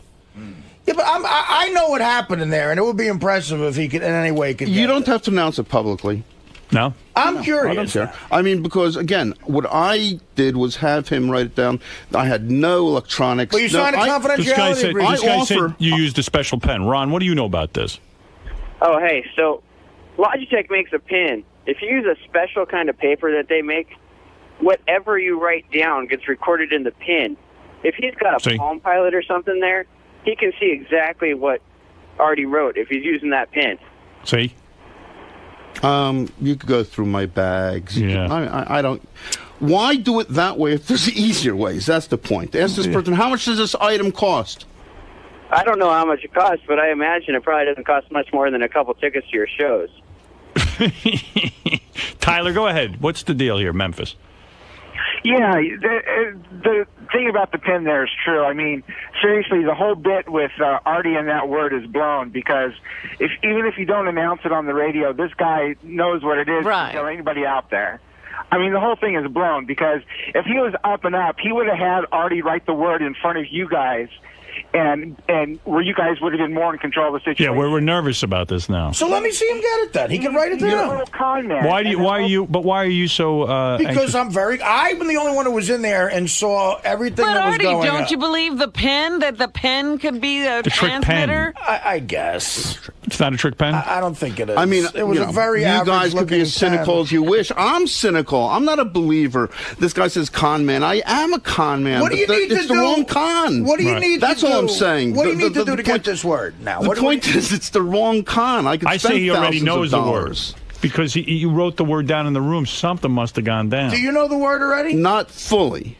I do need to run through one sequence. Well, go ahead. All right. Artie wants to know the word. Well, you could. But you I'll could write it down and I'll sign Look, a you know what? confidentiality agreement. That No. caller made an interesting point. If he's got it already, it's blown. I mean, if he knows it, You might as well do it. So I let's won't see if tell he knows. anybody. I'm a truthful guy. No, you could tell the word because because what if some psychic comes in and says that she knows the word, but then she gets it from you? Right. Right. I We would can never trust it Well, fully, no. you could trust me. Well, let's see you get it. Go ahead. What do you need to do? Okay. No, just look at me. Right. I'm just going to go through letters of the alphabet, say nothing at all. Okay. Okay. A, B, C, D, E, F, G, H, I, J, K, L, M, N, O, P, Q, R, S, T, U, V, W, X, Y, Z. One more time. A, B, C, D, E, F, G, H, I, J, K, L, M, N, O, P, Q, R, S, T, U, V, W, X, Y, Z. A, B, C, D, E, F, G, H, I. Okay, so there's definitely an I. Is that correct? In it. I don't know. Should I answer you? Should he answer me? I don't know. I don't know. I don't know what to do. This is how he does it. Did I go? Did I go? ahead. Did I go? Ah! Well, do you care if the word gets out? Okay. All right. Fuck it. We might as well fuck it. All right, get the Well, word. it's up to you. There's an I in the word. It's up to you. There's an I Okay. in the word. Howard, I want you to look at him and get the next letter. Let's just listen to me carefully. One thing he does have is his pupils get very large when he's excited. Okay. Okay. No. what you're picking up. And you could see it. No, because of the color of his eyes. Okay. Bloodshot. All right. Bloodshot. So you're telling me when I say ABC, he's going to get large? Take your time. Leave about 2 seconds between each letter. See if you can take All right. Go ahead. a stab at it. And go through the whole alphabet so you're getting a sense of things. And you may get the letter before or after. He may be anticipating. All that I ask you to do is concentrate on the letters when you're saying no. He's going to say, is it A? Say no. He's going to say, so you want me to say? Yeah. Do you mind if you want me to say no? Just say no. I want each you time. to just say no. Okay. And if I see his pupils get large, I know he's lying. Yes. All right. Can you see his So you pupils? can lie. No, Okay. get closer to me. I don't see anything. Well, because he's got very, very light retina. Don't. You can't always do this with Don't dark-eyed squint. people. Why are you having him Come do this? closer He's gonna to me. I'm going to do something wrong here. No. Come closer to me. All right, go ahead. All right. You ready? Mm-hmm. Is it A? No, come on. Is it You A? gotta say no. Okay, you ready? Come on, do it. Come on, let's get through this. Is it A? No. Is it B? No. Is it C? No. Is it D? No. Is it E? No. Is it F? No. Is it G? No. Is it H? No. Is it I? No. J? No. K? No. L? No. M? No. N? No. O? No. P? No. Q? No. R? No. S? No. T? No. U? No. V? No. W? No. X? No. Y? No. Z? No. All right, what's the letter? Is it A? No. So obviously I'm lying somewhere. You didn't get anything? Let me try one more time. Come closer. Just run through the alphabet and All right, ready? get a response. Just keep saying no. He's a truth teller, so don't worry about it. He is not going to be lying on A. us. No. B. No. C. No. D. No. It's D. Is there D, Artie? No. You're lying. There's no D in the I word. can't do it. Usually get within one or two letters of it. His eyes. You mean so you could tell like the letter before I'm anticipating you're going to because there a And I'll C? be off by Is- one letter is there a sometimes, C? and then I'll use some kind of logic. For A C? example, Yeah, because I No. saw they got big around D, but I don't know. it takes practice. It takes practice. But the major point I is... guess. I mean, if he could do Do you it, want me to go, why want me to isn't go through the Hebrew alphabet? Aleph? No, start at Z. Start at Z? Yeah, Go backward? it's Hebrew. Oh, okay. Come on. So what All do you- let's- Is it an E, Artie? There's no E. See, Robin can do it. Well, now we're in the process of elimination. Yeah, and they're Yeah. going for vowels, which you wouldn't even do in Scrabble. I mean, right away, you've all mentioned vowels. Right. And But I've already I just saw gotten his pupil rid- get bigger. okay. I mean, what am I going to do? I mean, I saw something... What's the word? What's the letter you got again? He got an I. Okay. All right. It's either an S or a T. Don't even say yes, okay? It's either an S or a T. It's S. It's an S. Yeah, no, that's what blinking George like a Bush does. Let me just say. There's an S. The rapid blink is George Bush. There's an S. All right. So he's 2 for 2. And since it was so close, I'll just say it's SIT. It's sit. It's not sit. It's shit. It's not shit. No, but it is SIT. No. There's no T? There is a T, but it's not SIT. Okay. Why do you see if you're doing this? Why do you need me to write it down? That is weird. You know. Well, because it seems like one you could thing do it writing just from down. this. One thing writing down is it concretizes something in someone's mind. When I do the stage show, I have some people write things down, some not write it down. Okay. When you see something written, believe me, it takes a different form in your mind than when you're not writing it down. So, in other words, me writing it down made me Helps me. Oh, okay. By helping in this you concentrate. part right Yeah, now, it yeah, helps yeah, you. All yeah. right, so go ahead. So you got a T, an I, and an S. All right, that's all I got. I'm not... Oh, come on. You're bullshitting now. He's got the word. Yeah. You have the word, too.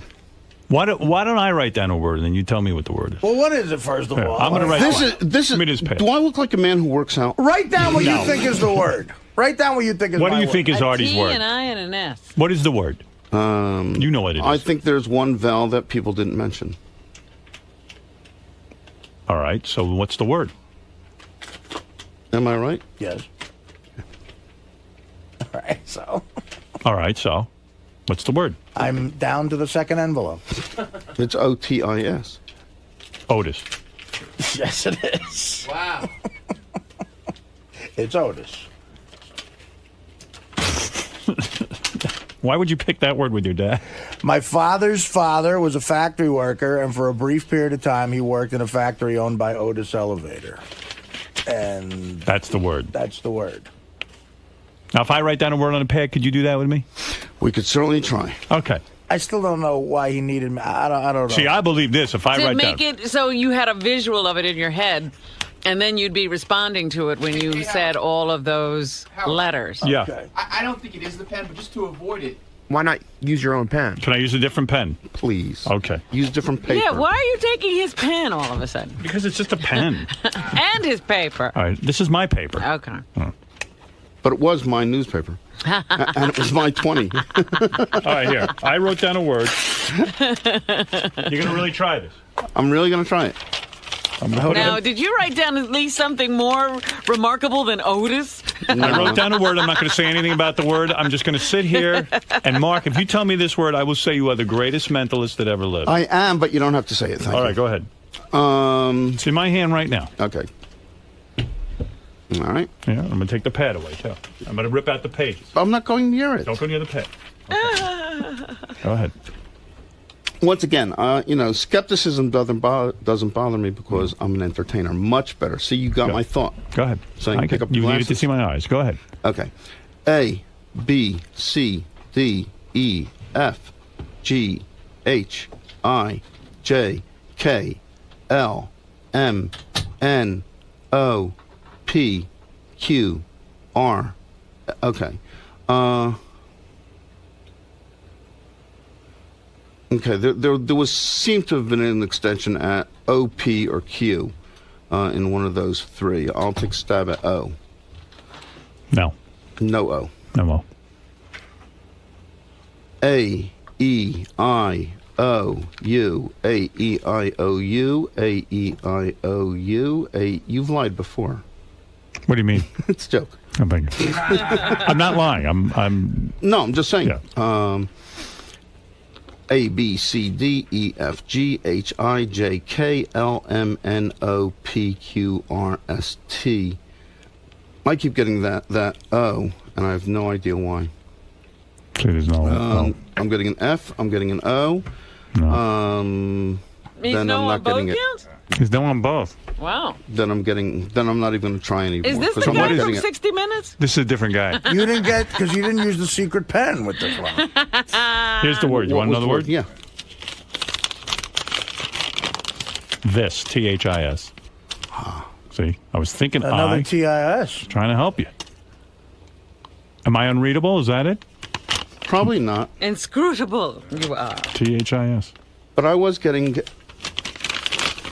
So this is gonna. So I was every getting cynic in O. our audience now is gonna think it's the pen. You know. Oh, that's right. okay. I'm really... I didn't come here for cynicism. I came here to entertain. But isn't that your greatest obstacle, cynicism? I mean, No, my greatest obstacle is my weight. You want to impress people. You want to do a I show. want them to have a good time. Right. You know, You don't claim to be a If they psychic. leave the show saying I laughed and had an amazing time, I'm satisfied. All I know is I saw you on 60 Minutes. People were having a good time. No. Again, and Maybe they remember, didn't have a good time today, but and they had a remember- good time on 60 no. Minutes. Listen, I think it's impressive that he got my I word. got the newspaper. I got the dollar bill. I got You the did. word. I mean, let's That was not pretty damn good. diminish just because I didn't get this. Doesn't mean you can't get And that. you never said you were psychic, so Right. you aren't supposed to get everything. Right. I should have gotten that. Mark Salem's book, The 6 Keys to Unlock and Empower Your Mind, is available in stores now. It is, and again, it has no psychic sorts of things. It's reading things you people. can do it's to picking read. up. The thing that I did with the eye, we recently did that at Chase Manhattan Bank, and I had, the president, think of... I think you're amazing. I've seen your show on TV, and I got to tell you, it's pretty goddamn good. Yeah, the only thing missed was this, and... All right, okay, listen. That's not a... It's that's not such bad. a common word. You got all the numbers on the Otis. bill. And I did get the bill. Yeah. You got Otis. And I got the bill. And I got come. You got come. Come. All right. 3 out of 4. Pretty fucking good. You're a good dude. Mark Salem's book, The 6 Keys to Unlock and Empower Your Mind, is available in the stores now. Thanks for having me, guys. And now we know Artie's words. Thank you. Again, everyone's going to think now that, so put it in the envelope, that whole ritual, that's just like, No, it really does. He's an entertainer. It does protect it. He's an entertainer. So that I have no access to it. But the show opens in London in another week, then it opens in South Africa for a month, and then we should be back in New York in October. Real good. Mind Games. It's real good. Mark Salem's book. It's for everybody. 6 Keys to Unlock and Empower Your Mind is available in stores now. Hey, thanks. Thanks, Mark. What was that like for you, man? That was they really went behind the scenes into how you. Yeah, I think it's process. Process, it's a little bit like a classroom. It's could get some laughs, and you can't always get everything going. So I felt more that we were doing a little bit of teaching at the same time that we were playing mind games. Well, that's your trade, though. Are you worried that you gave away too many of your secrets? Oh, no. My book is full of giving away things. I was a college professor for 20 years. So these are not new, sort of secrets and tips that you're giving away? Well, some are things I uncovered. I mean, there's no doubt about it that there's certain ways in which people do things. I recently did something with the CIA, and they said they've been doing something incorrectly for a very, very long time. Really? And when I gave them a specific kind of cue and what to look for, they realized, again, logically, that what I was saying was correct. Now, you clearly rely on nonverbal cues, like you just mentioned before. Who do you think gives away the most nonverbal cues in there from talking to the crew and everybody? I didn't spend enough time. To me, that really is either having them on stage with me so that they have a sense of nerves. I find nervous people will always give off more because they're not controlled. So I really didn't have a lot of time to pick it up. I was looking, at Gary, and I was looking at Rob, and I was looking at Howard. But I think if you asked who's the most deadpan and gives off the least, it was Howard. Really? Yeah. So he plays his cards pretty close, so to speak. It was frozen. It was Botox in the eyeballs.